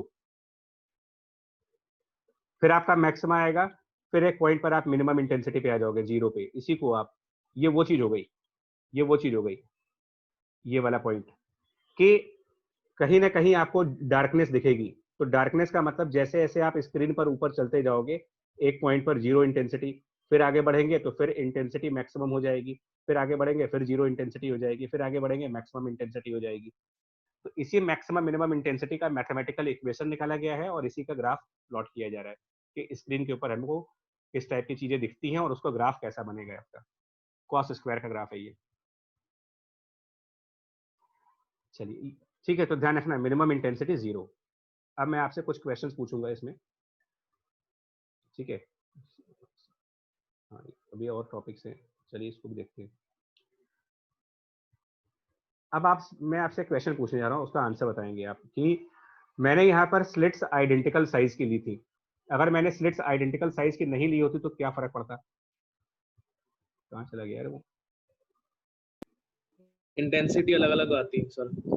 वो पेज कहाँ चला गया जिसपे स्लिट्स का साइज बनाया था? वो पेज गायब हो गया।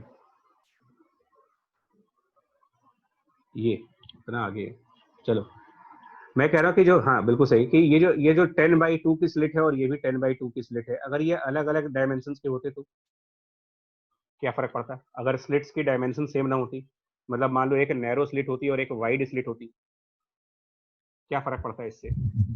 इंटेंसिटी अलग अलग होती है। इंटेंसिटी अलग होती इंटेंसिटीज नहीं निकल पाती दोनों से। मतलब कि ये जो अभी आपने I1 I2 को, यार ये इतना आगे कैसे पहुंच गया है? अच्छा चलो कोई बात नहीं, I1 और I2 दोनों को आपने I0 सब्स्टिट्यूट किया ना, इसको भी I0 माना, इसको भी I0 माना, क्या ये काम कर पाते हैं आप? No sir. नहीं कर। तो अब आप I1 I2 को अलग मानते हैं। अच्छा, इनफैक्ट क्या रिलेशन बनता है यार, एक बात बताओगे? अगर मैं कहूँ कि जो स्लिट्स हैं इनकी डायमेंशंस अलग रहेंगे, फॉर एग्जांपल ये 10/2 की है और ये 10/2 की बजाय 10/4 की है, मान लो एक 10/2 की स्लिट है और एक 10/4 की स्लिट है, मतलब एक स्लिट का एरिया दूसरे स्लिट के एरिया से डबल है। क्या होता? व्हाट हैपेंस, मतलब what if size of slit की बात कर रहा हूं मैं, साइज ऑफ स्लिट ये नॉन आइडेंटिकल हो जाते तो क्या फर्क पड़ता?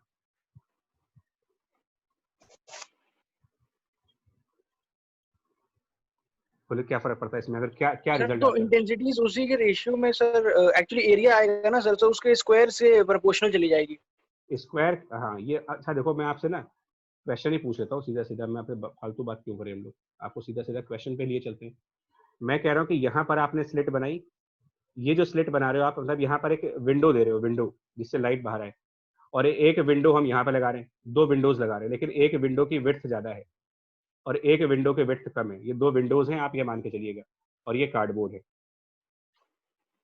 तो कार्डबोर्ड पूरी तरीके से कवर है, मतलब बाकी सब पोर्शन तो बंद है, और उसमें दो खिड़कियां हैं, नैरो नैरो बिल्कुल पतली पतली सी एकदम, है ना। और आप बैक साइड से लाइट भेज रहे हो, हम फिर से कह रहे हैं आपसे कि आप यहाँ से लाइट भेजो बैक साइड से, और जो बैक साइड से आप लाइट भेज रहे हो उसकी इंटेंसिटी डिफाइंड है। बैक साइड से जो लाइट भेजी जा रही है उसकी इंटेंसिटी फिक्स है, न्यूमेरिकली ले लेते हैं फिर से एक बार, 20 वाट पर मीटर स्क्वायर की लाइट भेज रहे हो आप। फर्स्ट स्लिट 10/2 सेंटीमीटर की है, अभी आप 10/2 सब मीटर में मान लो, मीटर में मान लीजिए, कोई दिक्कत नहीं। और ये 10/4 की है, जस्ट कंसेप्ट बनाना है इसलिए यूनिट्स पे ध्यान नहीं दे रहे, सिर्फ कंसेप्ट पे ध्यान दे रहे हैं।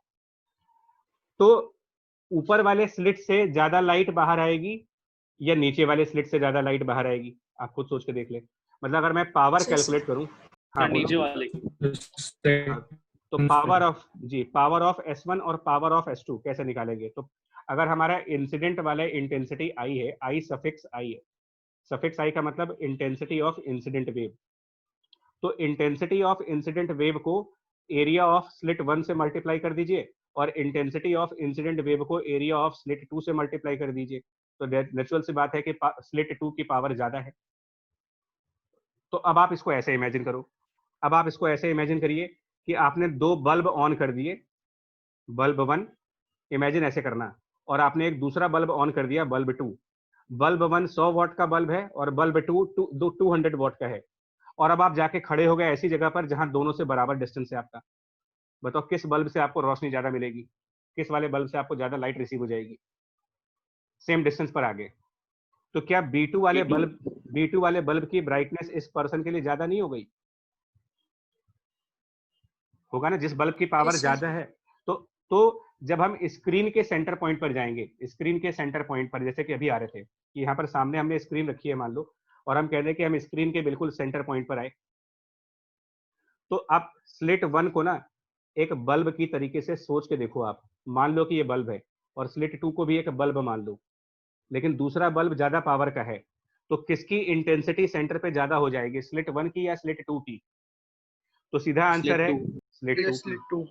तो स्लिट 2 से जो लाइट आएगी सेंटर पे उसकी इंटेंसिटी I2, और स्लिट 1 से जो लाइट आएगी सेंटर पे उसकी इंटेंसिटी I1, लेकिन I1 लेस देन I2 हो जाएगा। ऐसे में क्या रेशियो होगा इनका, अगर पूछा जाए कि बताओ I2 और I1 का रेशियो क्या बनेगा यहाँ पर, 2:1। तो वो रेशियो उनकी पावर का रेशियो नहीं बन जाएगा? जिस रेशियो में उन बल्ब्स की पावर है उसी रेशियो में उनकी इंटेंसिटी जाएंगी। अब दैट मीन्स 2:1।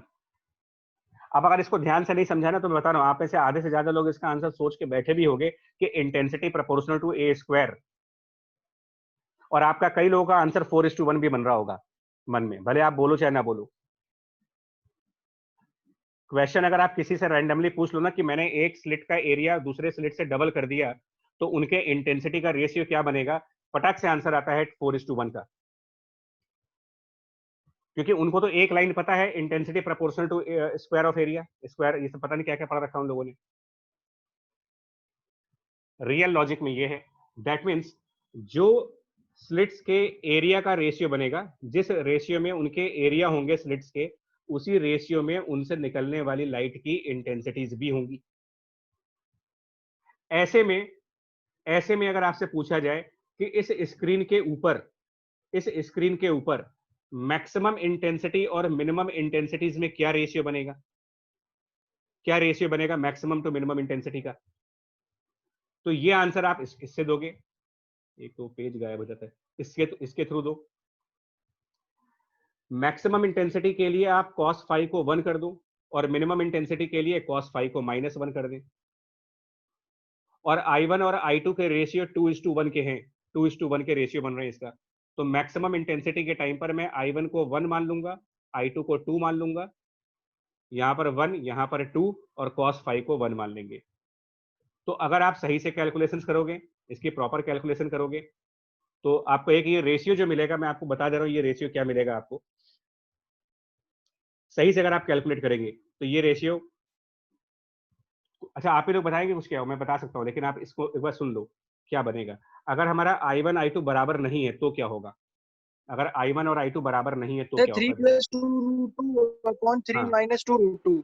जी, तो उसको और सिंप्लीफाई कर सकते हैं, मतलब फॉर नॉन आइडेंटिकल स्लिट्स अगर हम बात करें, स्लिट्स अगर नॉन आइडेंटिकल हैं तो I मैक्सिमम, देखिए I मैक्सिमम क्या होगा ना, cos phi को जब आप +1 करोगे ना तो मैक्सिमम इंटेंसिटी एक्चुअल में √I1 + √I2 का होल स्क्वायर बन जाएगी, cos phi को 1 रख करके।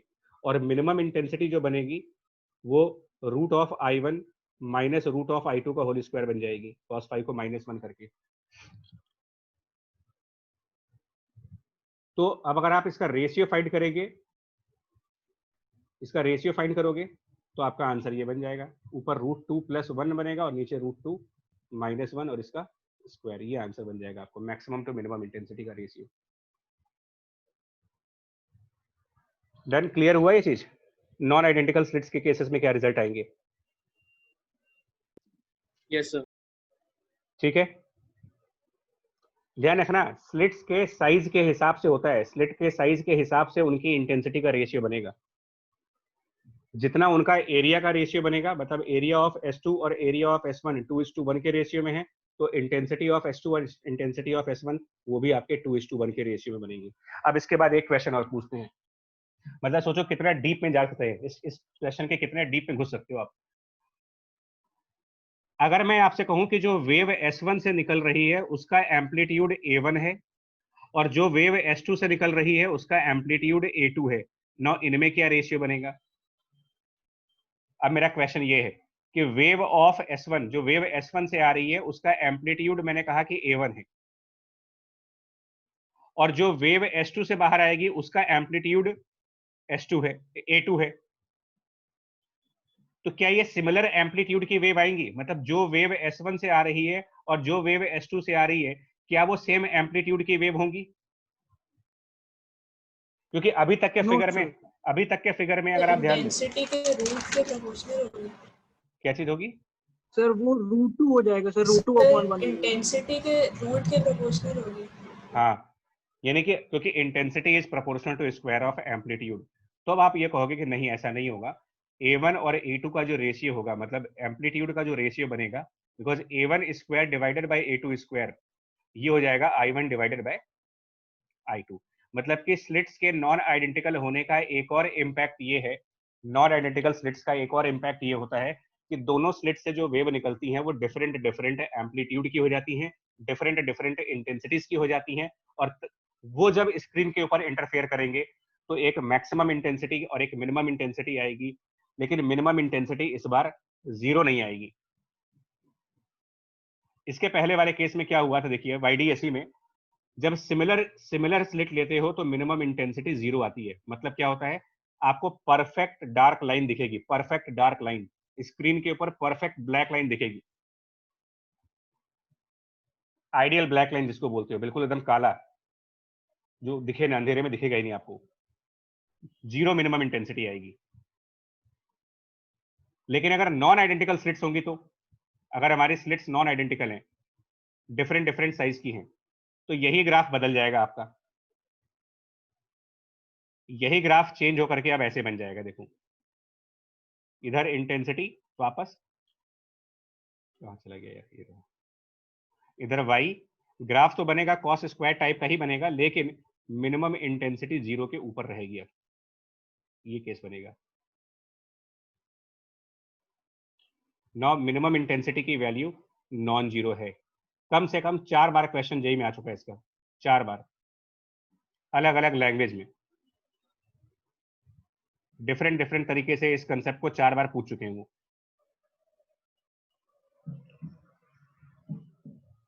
मैं क्वेश्चन इसलिए नहीं बता रहा हूं कि आप प्रैक्टिस करोगे तो अपने आप देखोगे कि आपका आंसर सही आ रहा है कि गलत आ रहा है, बट प्रैक्टिस कर लीजिएगा स्लिट्स के नॉन आइडेंटिकल होने का असर क्या आ रहा है।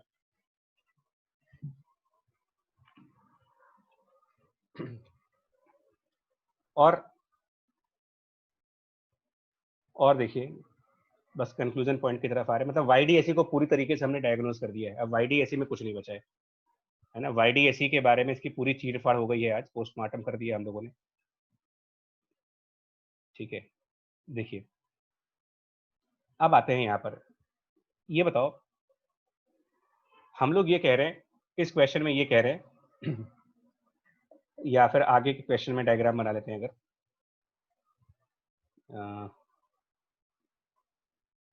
ठीक है।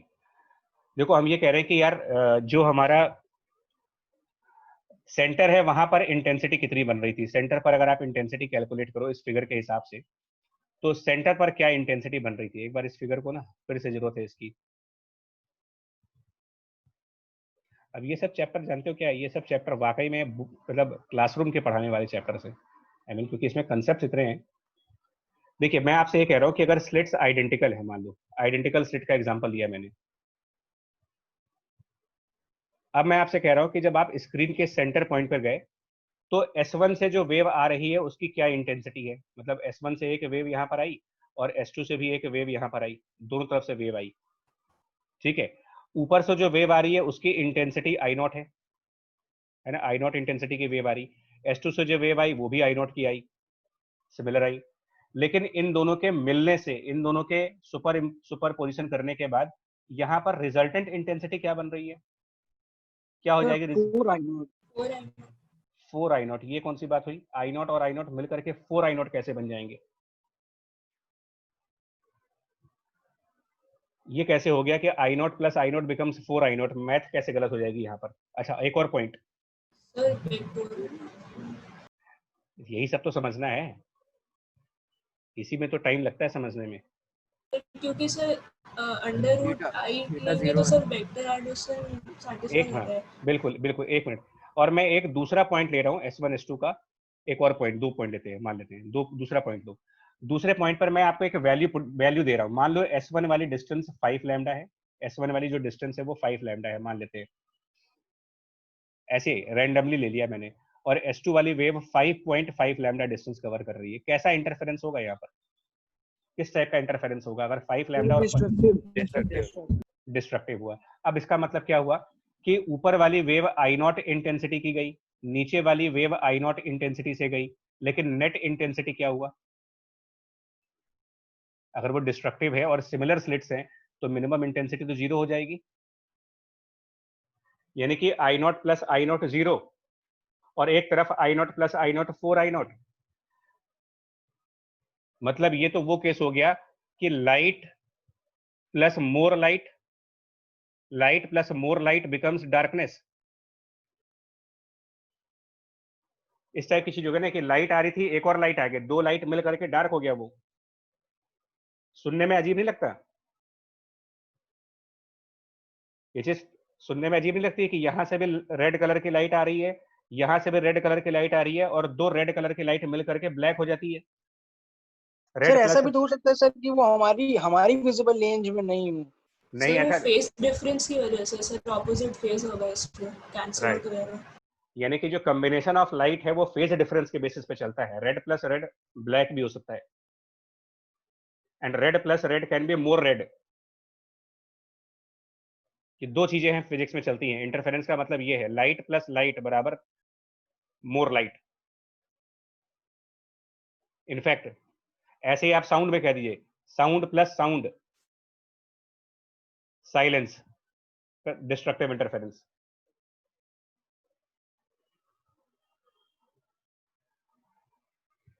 सो I naught plus I naught मिल करके 4 आई नॉट हो रहा, और यहां पर आई नॉट और आई नॉट मिल करके 0 हो रहा है। कभी कभी क्वेश्चन पूछते हैं कि क्या एनर्जी वायलेट कर रहे हैं, क्या कंजर्वेशन ऑफ एनर्जी फेल हो गई, क्या एनर्जी का कंजर्वेशन वायलेट हो रहा है यहाँ पर? कि लाइट आ रही है मतलब एनर्जी आ रही है, वेव आ रही है, वेव के अंदर एनर्जी होती है ना। लाइट आ रही है मतलब वेव आ रही है, वेव आ रही है तो उसके अंदर एनर्जी होगी।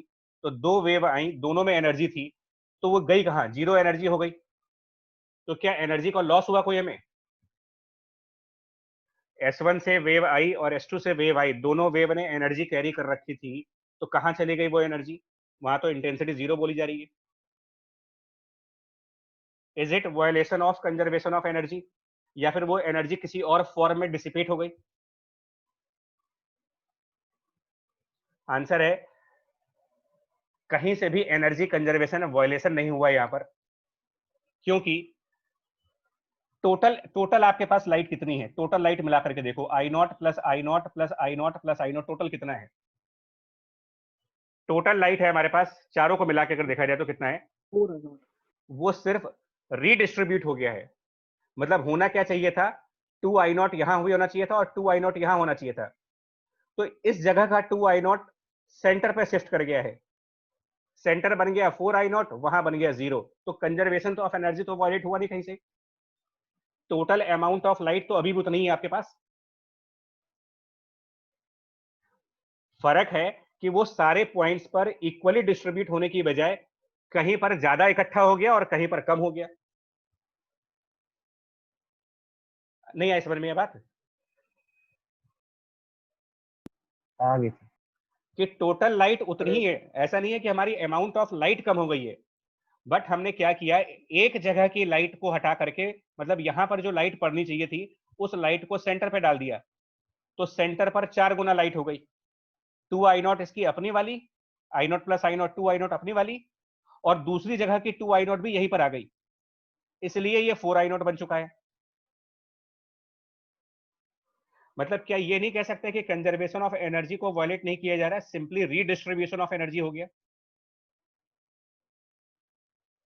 क्या ये स्टेटमेंट सही है कि in YDAC there is redistribution of energy?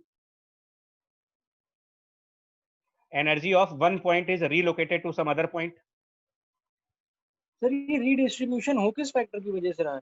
तो यही तो इंटरफेरेंस है। इंटरफेरेंस एक नेचुरल फिनोमेना है भाई साहब, बड़ा खतरनाक फिनोमेना है। नेचुरल फिनोमेना है कि लाइट मतलब रीजन नहीं बता पाओगे, ये तो एक नेचुरल इवेंट है। हमने इसको वॉच किया, हमने इसको ऑब्जर्व किया कि यार ये नेचर में इस टाइप की चीजें कैसे होने लगी कि दो दो लाइट हमने एक पॉइंट पर डाली तो वहां पर तो लाइट 0 है और उस पॉइंट की लाइट किसी और जगह शिफ्ट कर गई। इसी फिनोमेना को इंटरफेरेंस कहा गया है।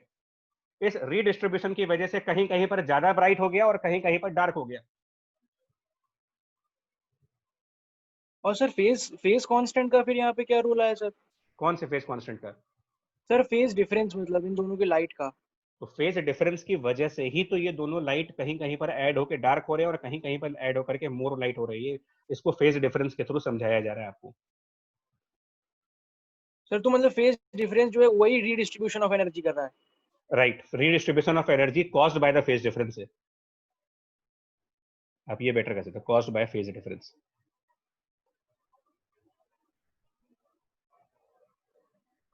आई बात समझ में आपको? ये यस सर। सर तो फिर ये जो एक्सपेरिमेंट हुआ है यंग्स का, तो सर इसमें ये कह सकते हैं कि 2 स्लिट्स के बाद ये फेज आपके कोहेरेंट रही नहीं? कोहेरेंट तो है। कोहेरेंट का क्या मतलब? देखिए कोहेरेंट का मतलब समझा रहा हूँ। कोहेरेंट का मतलब समझिए, सेंटर पर फेज डिफरेंस कितना है? फेज डिफरेंस और पाथ डिफरेंस का रिलेशन निकाल चुके हो। Phase difference is 2 pi divided by lambda into path difference. बताओ, सेंटर पर तो पाथ डिफरेंस 0 होता है ना, दोनों तरफ से बराबर डिस्टेंस आती है। तो सेंटर पर फेज डिफरेंस क्या रहा? 0। अगले 10 सेकंड के बाद भी 0 होगा, अगले 20 सेकंड के बाद भी 0 होगा, अगले 30 सेकंड के बाद भी 0 होगा। मतलब आपका टाइम बढ़ता रहेगा लेकिन सेंटर का फेज डिफरेंस 0 से आगे नहीं जा पाएगा कभी। मतलब वो टाइम के साथ वेरी नहीं करेगा। इसके ऊपर वाले पॉइंट पर 5 लैम्डा और 5.5 लैम्डा यानी 0.5 लैम्डा का पाथ डिफरेंस। 0.5 लैम्डा का पाथ डिफरेंस बोलने का मतलब, अगर आप 0.5 लैम्डा ले रहे हो पाथ डिफरेंस की वैल्यू, तो आप ये कहोगे कि यहां पर फेज डिफरेंस की वैल्यू पाई है। नौ ये पाई मेंटेन है, फेज डिफरेंस मेंटेन कर दिया आपने, मतलब कि ये पाई जिंदगी भर पाई रहेगा। अच्छा सर, जी जी सर। और यही मैंने बिगिनिंग में कहा था आपसे कि कोहेरेंट सोर्स का मतलब फेज डिफरेंस 0 नहीं होना चाहिए। जो कुछ भी फेज डिफरेंस उनका बन रहा है वो मेंटेन रखा जाए, बदले ना वो। आप इमेजिन करो इस पॉइंट पर फेज डिफरेंस पाई है और वो टाइम के साथ बदलता चला जाए। मतलब अभी पाई है, अगले मोमेंट पर वो 1.2 पाई हो गया, अगले मोमेंट पर 1.3 पाई हो गया, उसके अगले मोमेंट पर 1.4 पाई हो गया। फेज डिफरेंस टाइम के साथ फ्लक्चुएट कर रहा है। क्या रिजल्ट होगा? फेज डिफरेंस अगर टाइम के साथ फ्लक्चुएट करने लगा, चेक करो, अगर फेज डिफरेंस सर टाइम, तो हम लोग सर मैक्सिमम मिनिमा की फिर वो पोजीशंस बता ही नहीं पाएंगे सर। हो सकता है कि कंसेक्यूटिवली दो बार नहीं मैक्सिमम आ जाए। बदल रहे होंगे, बदल रहे होंगे। अगर फेज डिफरेंस टाइम का फंक्शन हो गया तो इंटेंसिटी टाइम के साथ साथ बदलती नहीं जाएगी। मतलब जहां पर आपको डार्क बैंड मिल रहा है वहीं पर अगले मोमेंट पर ब्राइट बैंड आ जाएगा। एक ही जगह पर आपको ब्राइट भी दिखेगा और कुछ समय बाद वहीं पर डार्क आएगा। तो एक ही जगह पर बार बार ब्राइट और बार बार डार्क आएगा। तो ये वही केस तो हो गया कि टॉर्च को बार बार ऑन करिए और ऑफ करिए नैनो सेकंड्स के इंटरवल में, तो आपको कुछ दिखेगा ही, आपको डार्क और ब्राइट दिख ही नहीं पाएगा वहां पर। मतलब अगर एक जगह डार्क है तो उस डार्क को वहां स्टे तो करने दो। घर में आपने बल्ब ऑफ कर दिया, अंधेरा हो गया, तो उस अंधेरे को फील करने के लिए बल्ब को ऑफ रहने दो ना। अगर आप of on off on off on करते रहो नैनो सेकंड्स में, कहां अंधेरा होगा? जी सर। ये है कोहेरेंट और इनकोहेरेंट का मतलब यार।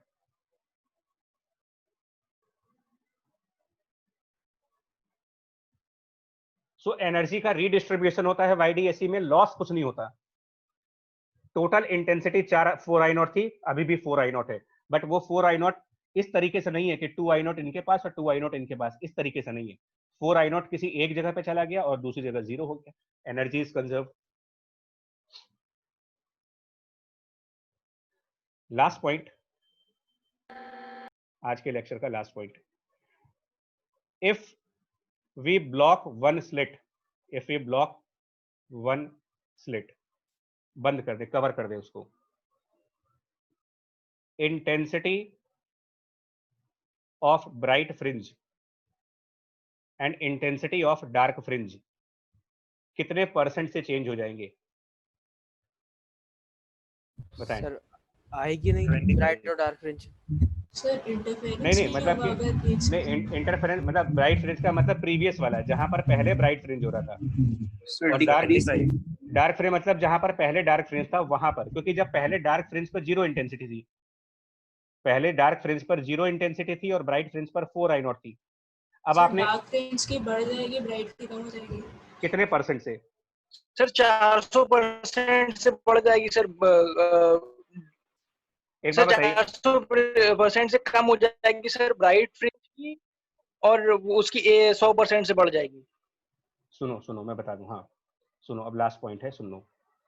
देखिए अगर आप एक स्लिट को कवर कर देंगे तो यहां पर भी I0 इंटेंसिटी, सारे पॉइंट्स पर फिर I0 इंटेंसिटी हो जाएगी, इंटरफेरेंस ही नहीं होगा, इंटरफेरेंस ही खत्म हो जाएगा। तो आप हर जगह आपको I0 इंटेंसिटी दिखेगी, सब जगह पर।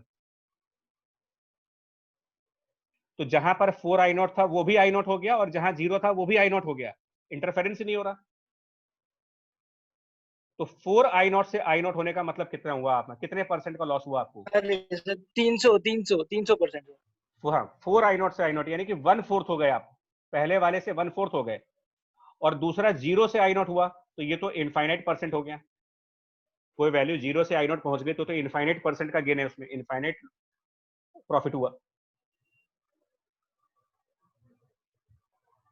इसमें भी कुछ लोग ये समझते हैं कि एक स्लिट बंद करेंगे तो ब्राइट वाले की इंटेंसिटी आधी हो जाएगी, आधी नहीं हो रही है, 1/4 हो जा रही है सीधी सीधी, इंटरफेरेंस ना होने की वजह से।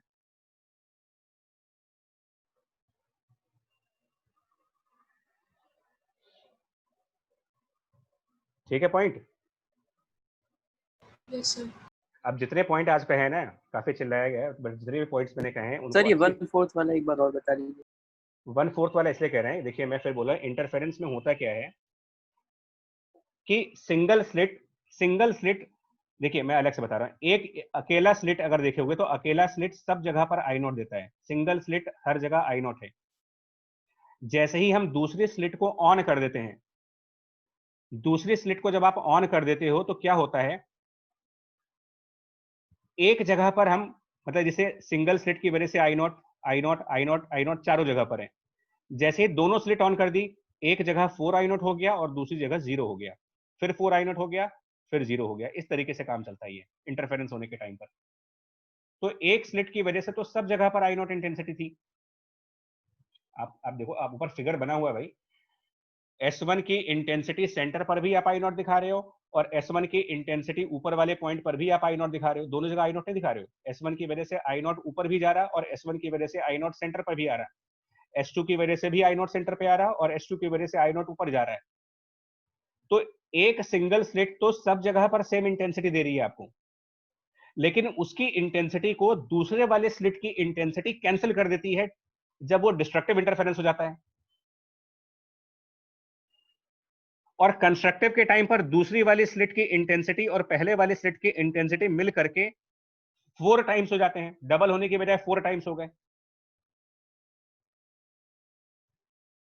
2 टाइम्स यहां से बना I प्लस I से, और ये जो 2I यहां पर खत्म हुआ, 2I खत्म होकर के डार्कनेस आई है यहां पर, तो ये 2I भी इसी में ऐड कर दिया गया, उठा करके ब्राइट वाले में ऐड कर दिया गया।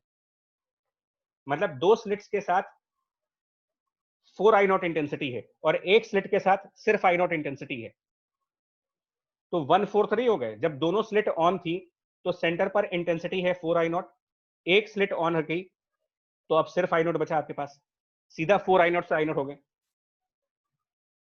यस आया बात समझ में? 1/4। Yes sir. चलिए इसको रिवाइज करिएगा, नोट्स बनाइएगा, अपनी तरफ से कंसेप्ट बनाइएगा, पूरा पूरा लिखिएगा इसको अपने पास। हाँ जी सर, अगर हम लोग दो